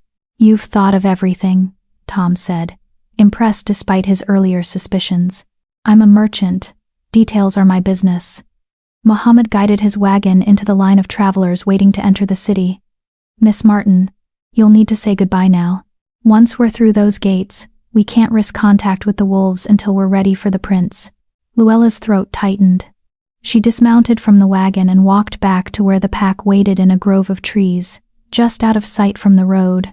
The Alpha King emerged immediately, its amber eyes finding hers across the distance. "I have to go into the city," Luella said, kneeling so she was eye level with the great wolf. "Without you. For a few days." The Alpha King's ears flattened. A low whine escaped its throat. "I know, I don't like it either." Luella pressed her forehead against the wolf's, breathing in its wild scent. "But Muhammad has a place for you. Safe, hidden. You'll have food and shelter while I get us in front of the prince." She pulled back, looking into those intelligent eyes. "I need you to trust me, the way I trusted you when you pulled me from the lake." For a long moment, the Alpha King studied her. Then it touched its nose to her palm, the same gesture it had made after she'd saved the last wolf. The gesture that meant, "I see you. I choose you." "Thank you," Luella whispered. Muhammad approached carefully, keeping his distance from the pack. "Miss Martin, we need to move. The guards are getting curious about the delay." Luella stood, her hand trailing through the Alpha King's fur one last time. "Muhammad will lead you to the estate. It's east of here, maybe an hour's run. Wait for me there. I'll come as soon as I can." The Alpha King huffed not agreement, but acknowledgement. It understood, even if it didn't like the plan. Muhammad produced a small leather bag from his coat. "Dried venison. Lead them with this if they're reluctant to follow." "They'll follow," Luella said, with more confidence than she felt. "They've trusted me this far." She climbed back onto the wagon, forcing herself not to look back as Muhammad urged the horses forward. But she felt the Alpha King's gaze on her back all the way to the gates, felt the invisible thread that connected them stretching thinner with each step. The gates themselves were a spectacle carved from black iron and decorated with the royal family's crest, a lion crowned with stars. Guards in polished armor flanked the entrance, checking papers and questioning travelers with professional boredom. "Papers," one demanded when their wagon reached the front of the line. Mohammed produced a leather folder thick with documents.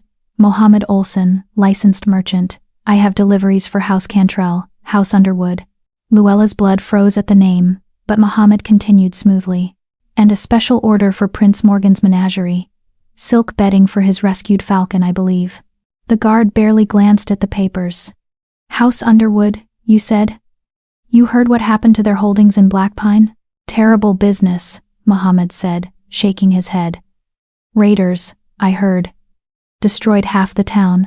"Worse than that," the guard said, lowering his voice conspiratorially. "There's a witch involved. Killed dozens with dark magic. Lord Underwood himself is in the city now, meeting with the High Council about organizing a proper hunt." Luella's hands clenched in her lap. Underwood was here. In the capital. Probably spinning his lies to anyone who would listen. A witch? Muhammad's performance was flawless, just the right amount of shock and fear. Saints preserve us. "Is the city safe?" "Safe enough. The witch is still out in the countryside, or so they say. But Lord Underwood's offering a substantial reward." The guard waved them through. "Keep your eyes open, merchant. Report anything suspicious." Of course. Muhammad urged the horses forward, and they rolled through the massive gates into Thornhaven proper. The city swallowed them immediately. Streets teemed with people, nobles in fine clothes, merchants hawking wares, beggars pleading for coins, children darting between legs and hooves.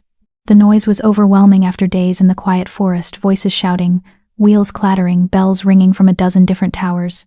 "Underwood's here," Luella said quietly, her voice barely audible over the chaos. "He's already poisoning the well." "I know," Muhammad replied, navigating through the traffic with practiced ease. "But it also means his attention is divided. He's focused on the High Council, on building his case. He won't expect us to move this quickly." They wound through the merchant district, a maze of warehouses and shops where goods from across the kingdom changed hands. Muhammad's warehouse sat near the eastern wall, unassuming and unremarkable among dozens of similar buildings. Inside, it was larger than it appeared. The main floor held legitimate inventory, bolts of silk, crates of spices, barrels of wine, but Muhammad led them up a narrow staircase to a second floor that had been converted into living quarters. "It's not luxurious," he said, gesturing to the simple beds and small kitchen. But it's safe. My employees know to ignore this floor. You can stay here without being seen. It's perfect, Shelia said, dropping her pack with obvious relief. Walls. A roof. Actual beds. I'd forgotten what those were like. The other refugees murmured agreement, exploring their temporary shelter with the wonder of people who'd been sleeping on frozen ground for days. Mohammed pulled Luella aside. I need to make my legitimate deliveries today. Maintain my cover. Tomorrow morning, I'll send word to Prince Morgan's assistant about the silk for his menagerie. With luck, we'll have an appointment by evening. And if we don't, Luella asked, then we get creative. Mohammed's smile was grim. But let's try the legitimate route first. The prince is eccentric, but he's not stupid. If we can present your case properly, with evidence and witnesses, he'll listen. Evidence, Luella repeated. We have survivors from Blackpine. We have testimonies about what Underwood did, but it's our word against a lord's. Which is why we need the wolves. Mohammed pulled out his sketchbook, showing Luella the drawings he'd made over the past few days. This bond you share with them, it's unprecedented. If you can demonstrate it to the prince, if you can show him that these creatures chose to follow you, that they're not enslaved or controlled but willing allies, he'll see that Underwood's story doesn't make sense, Luella finished. A witch wouldn't need willing allies. She'd use force, coercion. Exactly. Mohammed nodded approvingly. We're not just defending you from Underwood's accusations, we're building a counter-narrative, one that makes you a hero rather than a villain. I'm not a hero, Luella said. I'm just someone who couldn't stand by and watch innocent creatures drown. That's precisely what makes you a hero, Miss Martin. Mohammed's expression was serious now, all traces of his merchant's charm gone. Most people can. Most people do. They watch injustice happen and tell themselves it's not their problem. You didn't. And that's rare enough to be extraordinary. After Mohammed left to make his deliveries, Luella stood at the warehouse's single window, staring out at the capital's sprawling chaos. Somewhere in this city, Underwood was telling his lies. Somewhere, nobles were nodding and agreeing that she was dangerous, that she needed to be stopped. Thinking about the wolves? Shelia asked, coming to stand beside her. Thinking about everything, Luella admitted.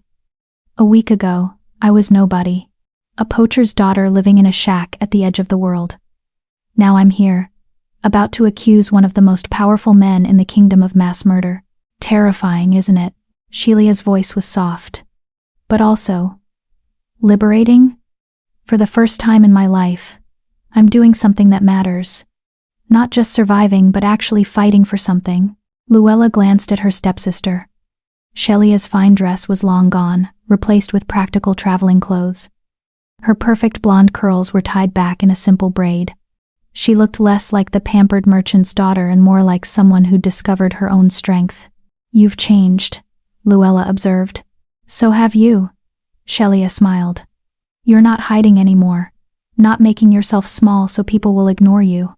I was never good at hiding anyway, Luella said wryly. Crooked nose. Remember? That nose saved us, Shelia said. The guard at the gate was looking for a witch. A monster. He saw a plain girl with a broken nose and dismissed you completely. Luella touched the bump on her nose, the permanent reminder of Shelia's cruelty years ago.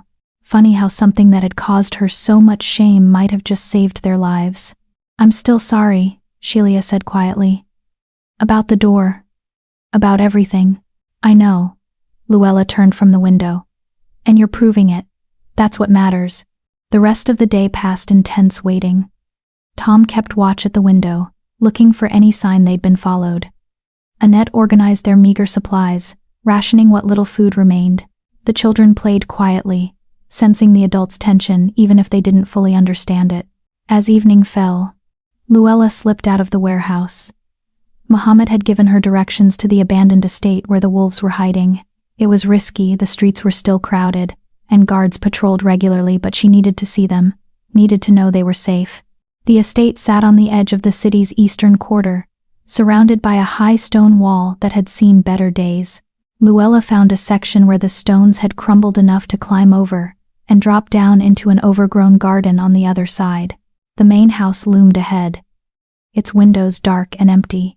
But Luella could sense them, the wolves, watching from the shadows. "It's me," she called softly. The Alpha King emerged from behind a collapsed fountain, and Luella's heart sang with relief. The great wolf crossed the garden in long strides and pressed against her, nearly knocking her over with the force of its greeting. "I missed you too," Luella laughed, burying her face in its fur. "I'm sorry I left. I'm sorry I—" The Alpha King silenced her with a gentle bump of its nose. Then it did something unexpected. It led her toward the house, looking back to make sure she followed.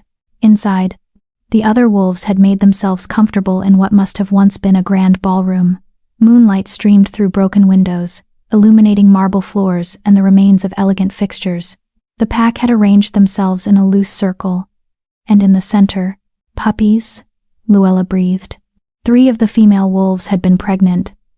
She'd known that, had seen the subtle changes in their bodies over the days of travel. But she hadn't expected this. 7 tiny wolf pups, barely a week old, nursed from their mothers or stumbled on uncertain legs across the marble floor. "Oh," Luella whispered, kneeling carefully so as not to startle them. "Oh, they're beautiful." The Alpha King watched her reaction with what might have been pride. These weren't just allies now. They were family. 3 generations bound together by survival and choice. One of the pups, braver or more curious than the others, wobbled toward Luella. It sniffed her hand with a nose smaller than her thumb, then made a tiny sound that was probably meant to be fierce but came out adorable instead. "Hello, little one," Luella murmured, gently stroking its downy fur. "Welcome to the world. I promise we're going to make it a better place for you." The Alpha King settled beside her, and together they watched the pups play and nurse and discover their new home. In that moment, surrounded by life and hope, Luella felt something settle in her chest. This was why she'd pulled them from the freezing water. Not for revenge against Underwood, not for justice, though that mattered too, but for this, for the future. For the next generation that deserved to grow up in a world where power didn't automatically mean cruelty, where the strong protected the weak instead of exploiting them. "Tomorrow," she told the Alpha King, "we go before the prince. We tell our story, and we pray he's the kind of man who values life over politics." The Alpha King huffed, not quite agreement, not quite skepticism, just acknowledgement that tomorrow would come, whether they were ready or not. Luella stayed until moonrise, memorizing the sight of the pups and their mothers, of the pack at rest in this temporary sanctuary. Then she climbed back over the wall and made her way through darkened streets to the warehouse. Mohammed was waiting when she returned. "We have our appointment," he said without preamble. "Tomorrow afternoon. The prince will see us in his private menagerie." "That's good news," Luella said. "Yes and no." Mohammed's expression was troubled. "I also learned something troubling from my contacts. Lord Underwood has requested an audience with the High Council tomorrow morning. He's bringing evidence of your crimes." "What kind of evidence?" "Witnesses from Blackpine who'll testify you led the raiders. Records showing your family's criminal history. A dossier prepared by his lawyers." Mohammed's jaw tightened. "He's building a legal case to have you declared an outlaw. Once that happens, anyone can kill you without consequence." Luella's stomach dropped. "How long do we have?" "The council meets at dawn. They could issue the decree by noon." Mohammed looked at her steadily. "Which means we need Prince Morgan to intervene before that happens. If the decree is issued first, even the prince can't easily overturn it without looking like he's defying the entire council. So everything depends on tomorrow afternoon," Luella said. "Everything," Mohammed confirmed. "No pressure." Luella laughed despite herself, a slightly hysterical sound that made Mohammed smile. "Get some rest," he advised. "Tomorrow we change the story. Tomorrow we show them who Luella Martin really is." Luella nodded, but she knew sleep would be impossible. Too much was riding on the next day. Too many lives, human and wolf, hanging in the balance. She lay in her borrowed bed, staring at the ceiling, and thought about the Alpha King, about the bond they'd forged in freezing water and fire and desperate flight, about the pups who deserved to grow up free, and about the plain girl with a crooked nose who'd somehow become the center of a war she'd never wanted to fight. Tomorrow would decide everything. Tomorrow, the story would finally be told. Chapter 7, The Prince's Menagerie. Dawn came too quickly and too slowly at the same time. Luella had managed perhaps 2 hours of fitful sleep, haunted by dreams of drowning wolves and burning villages. When Muhammad knocked on her door, she was already dressed, her father's knife secure at her belt. "The council convenes in an hour," he said grimly. "Underwood will present his case. By midday, you could be declared an outlaw. Then we'd better make our case count." Luella's voice was steadier than she felt. "Is everything ready?" "As ready as it can be." Muhammad handed her a package wrapped in fine paper. "Your costume for today. We need you looking respectable, like someone who could stand before a prince." Inside was a dress.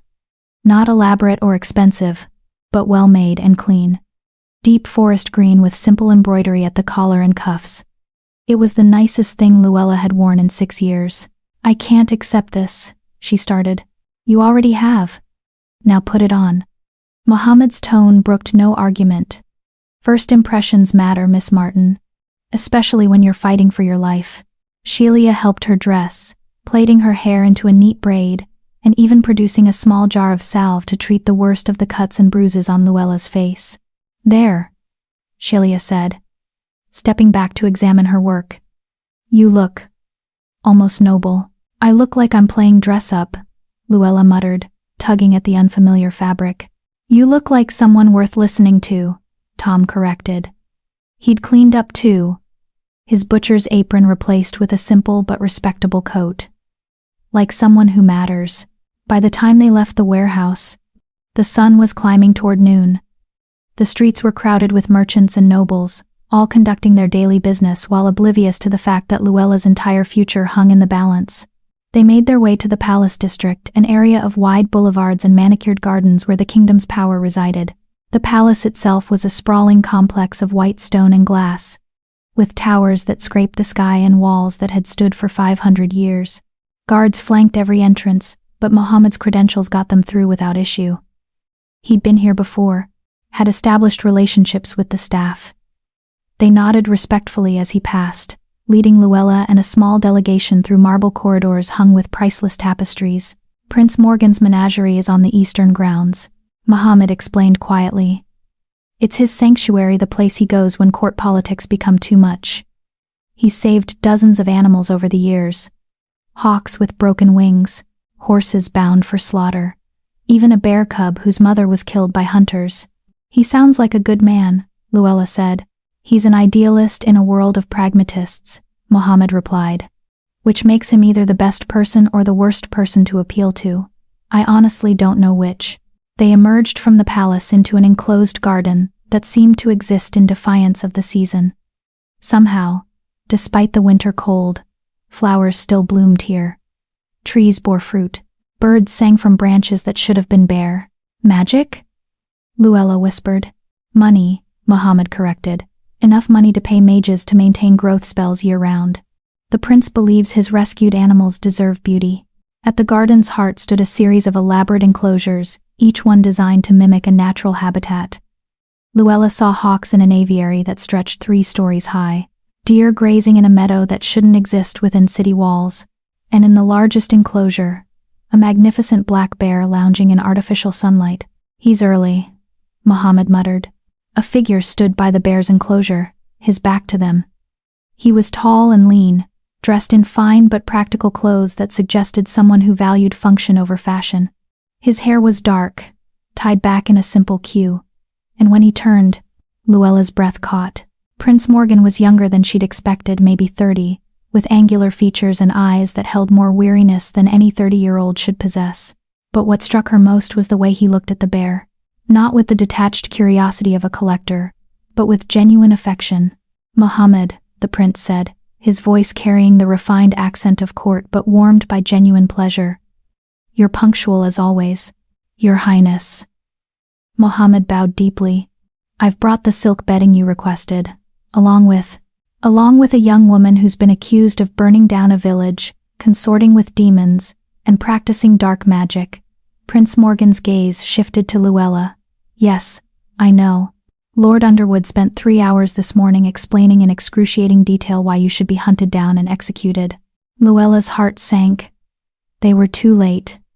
Underwood had already, Which is precisely why I agreed to see you, the prince continued. Underwood is many things, but subtle isn't one of them. When a man spends 3 hours insisting someone is evil, I generally assume he's trying very hard to hide his own sins. Hope flickered back to life in Luella's chest. Your Highness, she said, dropping into a curtsy that Shelia had hastily taught her that morning.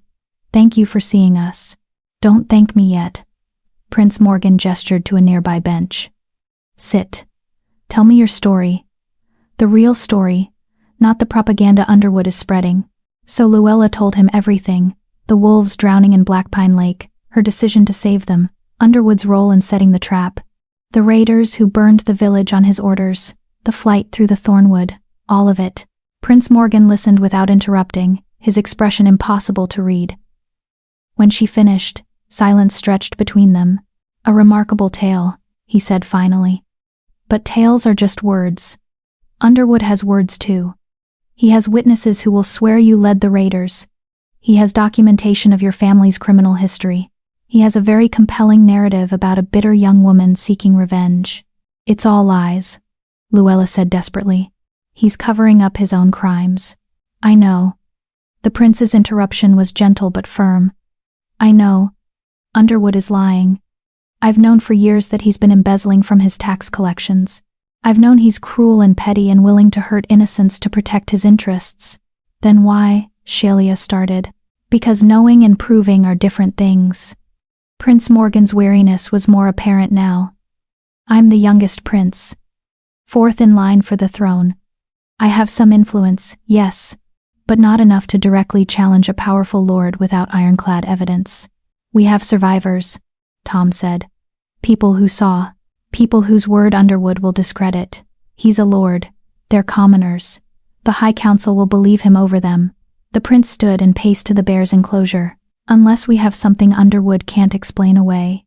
Something that breaks his narrative so completely that even the council has to listen. The wolves, Luella said quietly. Prince Morgan turned, and for the first time, she saw real interest in his eyes. Yes. Muhammad's letters mentioned you'd formed some kind of bond with them, that they chose to follow you. Is that true? It's true, Luella confirmed. They saved my life. Multiple times. Not because I control them, but because she searched for the right word, recognize each other. They understand what I am. I understand what they are. Can you prove it? The prince's intensity was startling. Can you demonstrate this bond in a way that's undeniable? Yes, Luella said, more confidently than she felt. But they're not here. They're at an abandoned estate on the eastern edge of the city. Then we bring them here. Prince Morgan's decision was immediate. To the menagerie. Today. Now. Your Highness, Muhammad said carefully. Bringing 20 wolves into the palace grounds might cause concern. Let it. Prince Morgan's smile was sharp. I'm calling an emergency session of the High Council for this evening.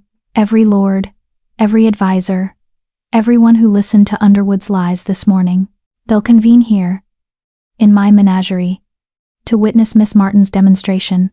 And if it goes wrong, Luella asked, if the wolves are frightened by the crowd, if something startles them and they attack, then Underwood wins, and we all die looking foolish. The prince's expression softened. But I don't think that's what will happen.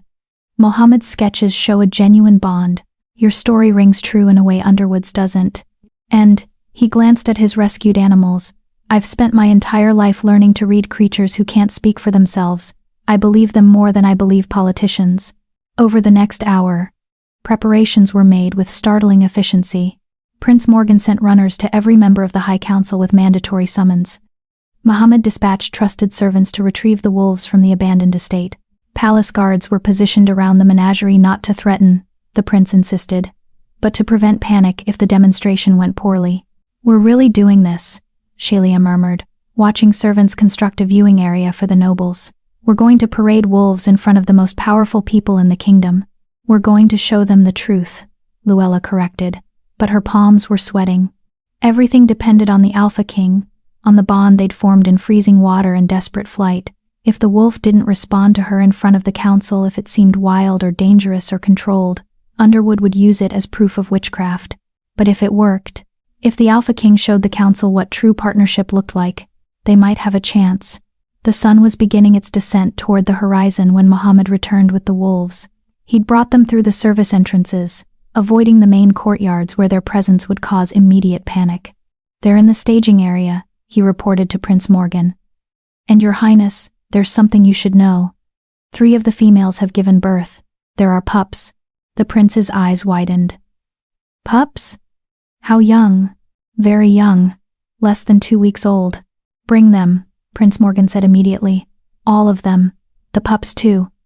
If anything will demonstrate that these wolves trust Miss Martin, it's allowing her near their young." The council began arriving as dusk fell. Lord Philip Underwood was among the first, his face darkening when he saw Luella standing beside Prince Morgan. "This is outrageous," Underwood said, his voice carrying across the garden. "Your Highness, that woman is a criminal. She should be in chains, not standing at your side like an honored guest."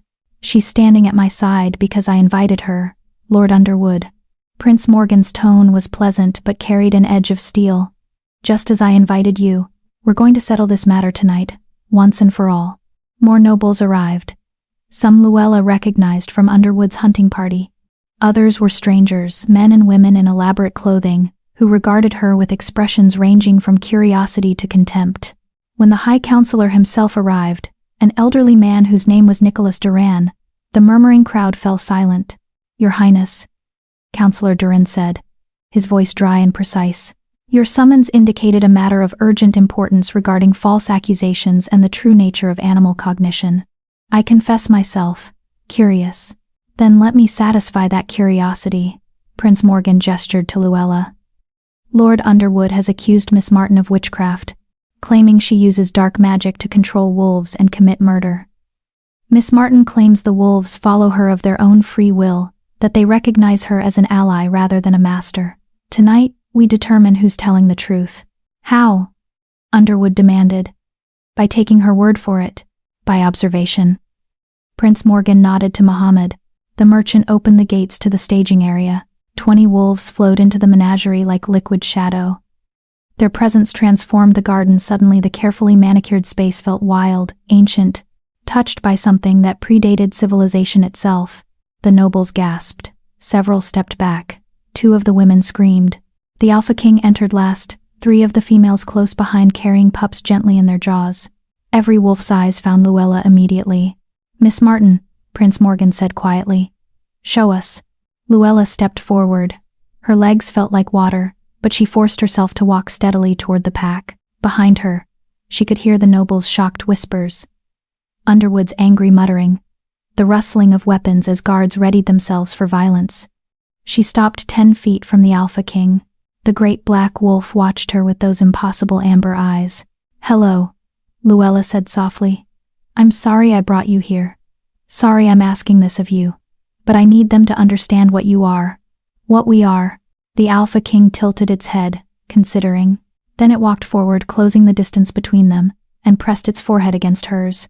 The gesture was so gentle, so deliberately tender, that several nobles gasped. That's impossible," someone whispered. "Wild wolves aren't wild," Luella said, loud enough for everyone to hear. She kept her eyes on the Alpha King, her hand resting on its neck. "They're free. There's a difference. Wild implies no choice, no thought, just instinct. These wolves choose. They think, they understand." She knelt, and the Alpha King knelt with her. "If I controlled them," Luella continued, "they'd have no will of their own. They'd be slaves. But look," the 3 females with pups approached. One placed her pup directly at Luella's feet, an act of trust so profound that Prince Morgan inhaled sharply. "Wolves don't let strangers near their young," the prince said. Not unless they trust completely," Luella finished. She picked up the pup with infinite care. It squirmed in her hands, making tiny sounds, utterly unafraid. "This isn't control. This is family." The nobles were silent now, watching with expressions that ranged from wonder to disbelief. Lord Underwood's face was purple with rage. "This proves nothing. She's bewitched them. Used some kind of—" "Lord Underwood." Counselor Duran's voice cut through the shouting. I would like to try something. Miss Martin, would you permit it? Luella nodded, not trusting her voice. The elderly counselor approached slowly, his movements careful. The Alpha King's hackles rose slightly, but Luella placed a calming hand on its head. I mean no harm, Counselor Duran said to the wolf. I simply wish to understand. He extended his hand, palm up, the way Luella had once extended hers over freezing water. The Alpha King sniffed his hand, studied the old man with those intelligent eyes. Then, deliberately, it touched its nose to the counselor's palm. Extraordinary, Duran breathed. Your Highness, in 40 years of governance, I have never. He looked at Luella. How? I saved their lives, Luella said simply. And they saved mine. Everything else followed from that. A convenient story, Underwood snarled. But it doesn't change the facts. She led raiders to Blackpine. She helped them burn. The raiders you hired. Shelia spoke up, stepping forward. The raiders who admitted you'd ordered the attack to destroy tax records proving your embezzlement. Underwood's face went from purple to white. That's you have no proof. We have 17 survivors who will testify, Tom added. We have the raiders' own words. And we have the fact that your estate was the only building left untouched in the attack. Circumstantial. All of it. Underwood looked desperately at the council. She's lying. They're all lying to protect themselves. Perhaps, Counselor Duran said thoughtfully. But Miss Martin's wolves are not lying. They cannot lie. And their behavior tells a story that contradicts yours, Lord Underwood. He turned to address the assembled nobles. A witch who controls animals would create slaves, creatures with dead eyes and mechanical movements. These wolves are neither dead-eyed nor mechanical. They are alert, intelligent, and acting of their own free will. Furthermore, Prince Morgan added, Lord Underwood claimed Miss Martin murdered dozens in Blackpine. Yet here she stands, having traveled for days with refugees and wolves, and not a single additional death has occurred. If she were truly the murderous witch Underwood describes, wouldn't there be bodies? The tide was turning. Luella could see it in the nobles' faces, in the way they looked at Underwood with new suspicion. I move, Counselor Duran said formally, that all charges against Luella Martin be dismissed, pending a full investigation into Lord Underwood's role in the Blackpine incident. Seconded, another counselor said immediately. All in favor? A forest of hands rose. Opposed? Only Underwood's hand went up. The motion carries. Counselor Duran turned to Underwood. Lord Underwood, you are hereby ordered to surrender all financial records pertaining to Blackpine for immediate audit. You will remain in the capital pending the results of said audit. Any attempt to flee will be considered an admission of guilt. Underwood's mouth opened and closed. For a moment, he looked like a fish drowning in air. Then his hand dropped to his sword. If you won't listen to reason, he said, his voice shaking with rage, then I'll settle this the old way. Trial by combat. I challenge Miss Martin to. The Alpha King snarled. It wasn't a warning snarl, it was a promise. The sound carried centuries of predator instinct, of pack law, of nature's own form of justice. Underwood stumbled backward, his sword half drawn, his face stark with fear. On second thought, he whispered, I accept the council's judgment. Wise choice, Prince Morgan said dryly. As guards escorted a trembling Underwood away, the nobles began to disperse, their conversations a buzz of speculation and scandal. This would be the talk of the capital for months, but Luella barely heard them. She was surrounded by wolves, by the pack that had chosen her and kept choosing her. The pups were being returned to their mothers. The Alpha King stood at her side, solid and warm and real. Miss Martin. Prince Morgan approached, and this time his smile was genuine. It seems you've accomplished the impossible. You've made the High Council side with a commoner against a lord. I just told the truth, Luella said. The wolves did the rest. The wolves? Prince Morgan repeated, looking at the pack with undisguised wonder. What will you do now? You're free, vindicated. You could stay in the capital. Accept a position in my menagerie. Help me understand these incredible creatures. No, Luella said gently. Thank you, Your Highness. But that's not what they need. What we need. She looked at the Alpha King. We're going back to the forest. Back to where we belong. Far from lords and politics and people who see animals as tools instead of partners. I understand, the prince said quietly. And perhaps that's best. The world has much to learn before it's ready for what you've proven tonight. Mohammed approached with Shelia and the other refugees. What about them? He asked. What about the people who followed you here? Luella looked at her unlikely family, the stepsister who'd become a friend, the butcher who'd thrown a cleaver to buy her time, the mothers who'd trusted her with their children, the people who'd believed in her when no one else would. That's up to them, she said. Anyone who wants to come with us is welcome. Anyone who wants to stay and rebuild Blackpine. I'm sure Prince Morgan can arrange assistance. I've already made arrangements, the prince confirmed. Funds for reconstruction. Proper oversight to prevent future underwoods. Blackpine will rise again, but it won't be the same, Annette said quietly. Too much has been lost. Then we build something new, Tom said. Something better. Shelia stepped forward. I want to come with you. Into the forest. With the wolves. Luella blinked. Shelia, I'm not a forest person, Shelia finished. I know, but I'm not a city person anymore either. I don't know what I am now, but I'd like to find out, with you, if you'll have me. Luella looked at her stepsister, really looked at her, and saw not the cruel girl who'd broken her nose, but the woman who'd followed her through fire and frozen forests, who'd changed, who'd grown. I'd like that, Luella said. One by one, the others made their choices. Some would stay, help rebuild Blackpine under Prince Morgan's protection.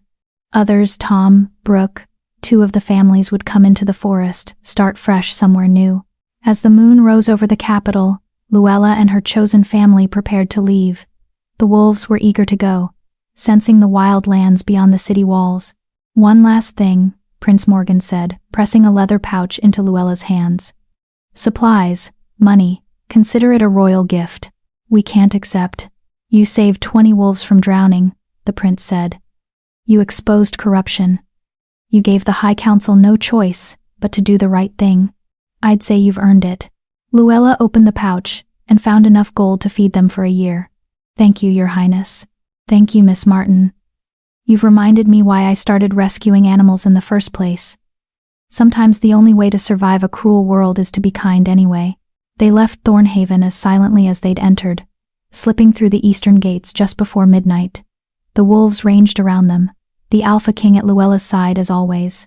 Behind them, the capital glittered with 1,000 lights, beautiful and terrible, and full of people who would never understand what had happened here tonight. Ahead lay the forest, the deep, wild places where lords had no power and the only law was the law of the pack. Luella had pulled 20 wolves from freezing water. The last one had been the Alpha King, and now finally they were all free. Chapter 8. The Pack's Home. Spring came to the Thornwood like a whispered promise. 3 months had passed since Luella led her unlikely family out of Thornhaven's gates. 3 months of learning to live in ways that had nothing to do with surviving cruelty and everything to do with building something new. The settlement they'd created sat deep in the forest, far beyond the reach of lords and laws. It was small. 7 cabins built from timber the wolves had helped them fell, arranged in a loose circle around a central fire pit. Not grand, not permanent, but theirs. Luella stood at the edge of the clearing, watching the morning sun filter through branches that were finally showing new growth. Behind her, she could hear Tom sharpening tools, Brooke hanging laundry, children laughing as they played with the wolf pups who'd grown bold and curious in these safe woods. The Alpha King approached silently, as it always did, and pressed against her side. The gesture had become ritual, a morning greeting that said, I see you, I choose you without words. Good morning, Luella murmured, running her fingers through fur that had thickened with the better food and safety of these past months. Did you sleep well? The wolf huffed amusement, she'd learned. As if sleep were something wolves did, rather than the state they occupied between hunts and watchfulness. Lou, Shelia's voice called from one of the cabins. The trapline caught something. Want to help me dress it? Coming, Luella called back. The Alpha King followed her across the clearing, where Shelia waited with a fat rabbit and a knowing smile. Her stepsister had transformed in the forest, her soft hands had grown calloused, her pale skin had tanned and freckled, and she moved with a confidence that city life had never given her. You're getting good at this, Luella said, examining Shelia's neat work on the trapline. I had a good teacher. Shelia began preparing the rabbit with quick, efficient movements. Though I have to admit, I never thought I'd be grateful for all those etiquette lessons Mother made me take. Turns out, dressing a rabbit requires the same precision as arranging flowers. Luella laughed. It still surprised her sometimes, how easily laughter came now. How the weight she'd carried for 6 years, the shame, the anger, the constant vigilance, had slowly dissolved in the forest's embrace. Mohammed sent word yesterday, Shelia continued, through his courier network. Underwood's trial is next week. Luella's hands stilled on the rabbit. And? The evidence is overwhelming. Financial records showing years of embezzlement, testimony from the raiders he hired. They turned on him once they realized he wasn't going to pay them. Even some of his own servants have come forward. Shelia's voice hardened.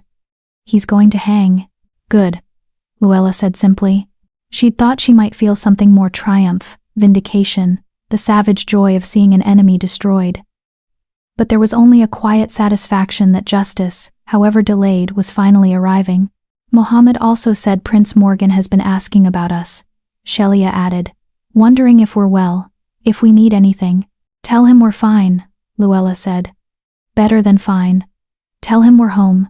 The morning passed in the rhythms they'd established, checking traps, tending the garden they'd started, preparing food, maintaining their small settlement.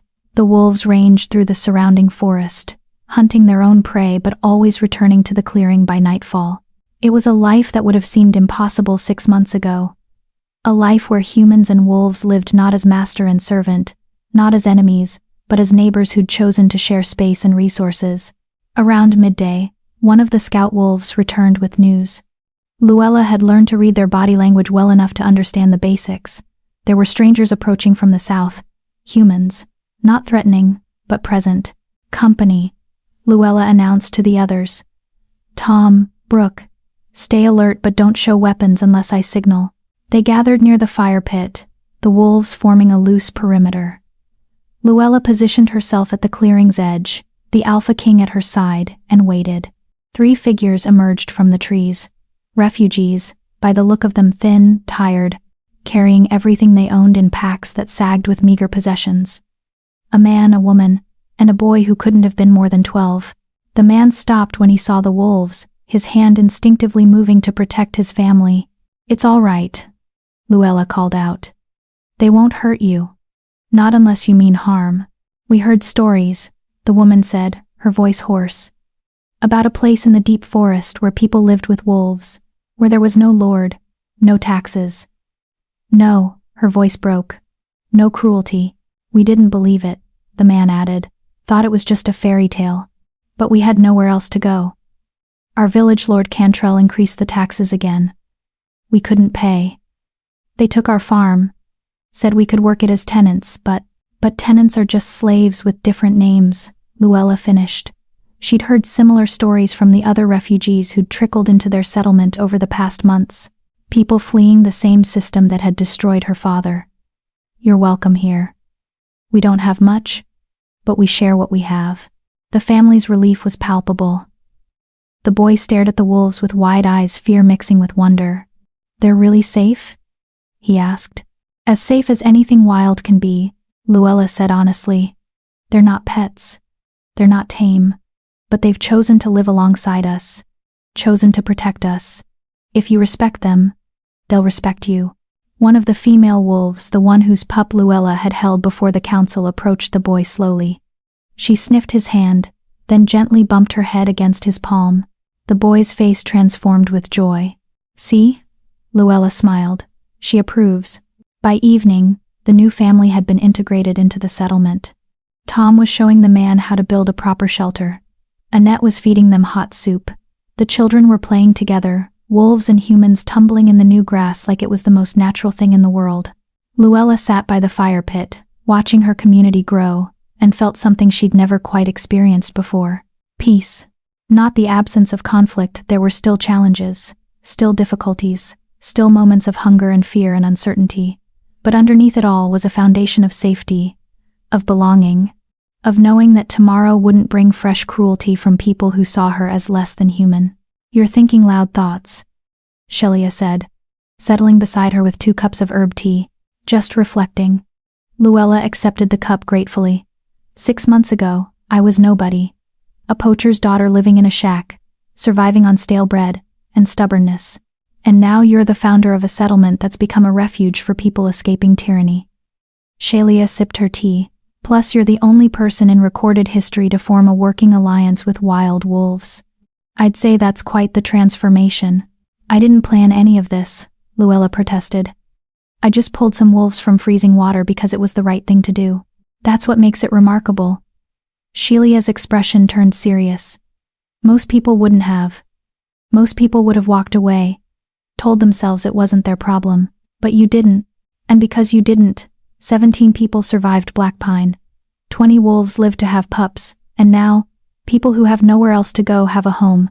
The Alpha King chose that moment to return from its evening patrol, 3 younger wolves following in its wake. The great black wolf had become, if possible, even more magnificent over the past months. Well-fed, well-rested, free to roam its ancestral forests, it radiated health and power. It crossed directly to Luella and laid a freshly killed deer at her feet. For the pack, Luella said, understanding the gesture. Thank you. The Alpha King's amber eyes gleamed in the firelight. Then it did something it had never done before. It howled. Not a warning howl. Not a hunting call. Something else entirely. One by one, the other wolves joined in. 20 voices no. More now, the pups adding their own tentative sounds, creating a harmony that made Luella's skin prickle with something beyond words. What are they saying? The new boy asked, his eyes wide. Luella listened, felt the sound resonate in her chest, and understood. They're saying we're home, she said softly. This is home. This is pack. The howling continued, rising and falling like music, like prayer, like the sound the world made before humans tried to tame it. And slowly, tentatively, the humans began to join in. It started with the children, their voices high and uncertain.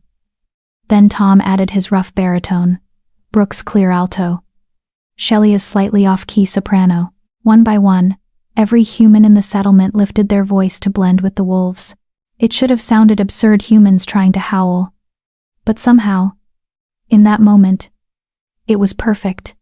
It was a declaration. A claim. A promise. We are pack. We are family. We choose this. We choose each other. When the howling finally faded, leaving only echoes and the crackle of the fire, Luella found she was crying, not from sadness. From something too big to name: gratitude, maybe, or relief, or the simple, overwhelming fact of surviving everything that had tried to break her. Your father would be proud, Shelia said quietly. I think he would, Luella agreed. He always said the forest provided everything you needed. I just didn't understand he meant more than food and shelter. He meant community, purpose, freedom.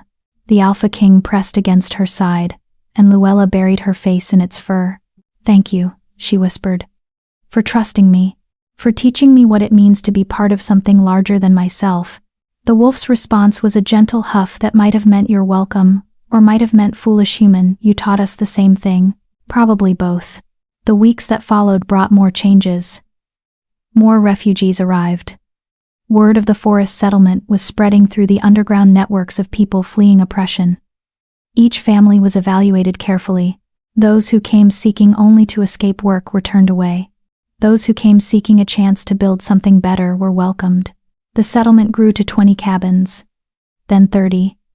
They started calling it Wolf Haven, though no one could quite remember who suggested the name first. Mohammed visited in early summer, bringing news from the capital. Underwood had been hanged for his crimes. His estate had been seized, his wealth distributed among Black Pine's survivors. Prince Morgan had personally overseen the village's reconstruction, ensuring that it would never again be subject to a single lord's tyranny. The prince sends his regards, Mohammed said, sharing tea with Luella beside the fire pit, and he asked me to give you this. He produced a small wooden box, carved with intricate designs of wolves and forests. Inside was a letter, written in Prince Morgan's own hand. Dear Miss Martin, I hope this letter finds you well and prospering in your forest home. Word of Wolf Haven has reached the capital, stories of a place where humans and wolves live in harmony, where refugees find safety, where a new kind of community is being built. I wanted you to know that your actions have had consequences far beyond what you might imagine. 3 other lords have been investigated for crimes similar to Underwood's. 2 have been convicted. The High Council has implemented new oversight measures for tax collection and land management. You pulled 20 wolves from freezing water. In doing so, you've pulled an entire kingdom toward justice. Should you ever need anything, resources, protection, or simply someone who understands what you've accomplished, know that you have a friend in the palace. With deep respect and admiration, Prince Morgan. Luella read the letter twice, then carefully folded it and placed it back in the box. He's a good man, she said. He is, Mohammed agreed, which is rare among the nobility. Perhaps your example will inspire more to follow his lead. Perhaps. Luella watched the wolf pups playing in the clearing. They were nearly full-grown now, beautiful and wild and free. Or perhaps some things will never change. But at least here, in this small corner of the forest, we've proven it's possible to live differently. Mohammed stayed for 3 days, trading goods and news.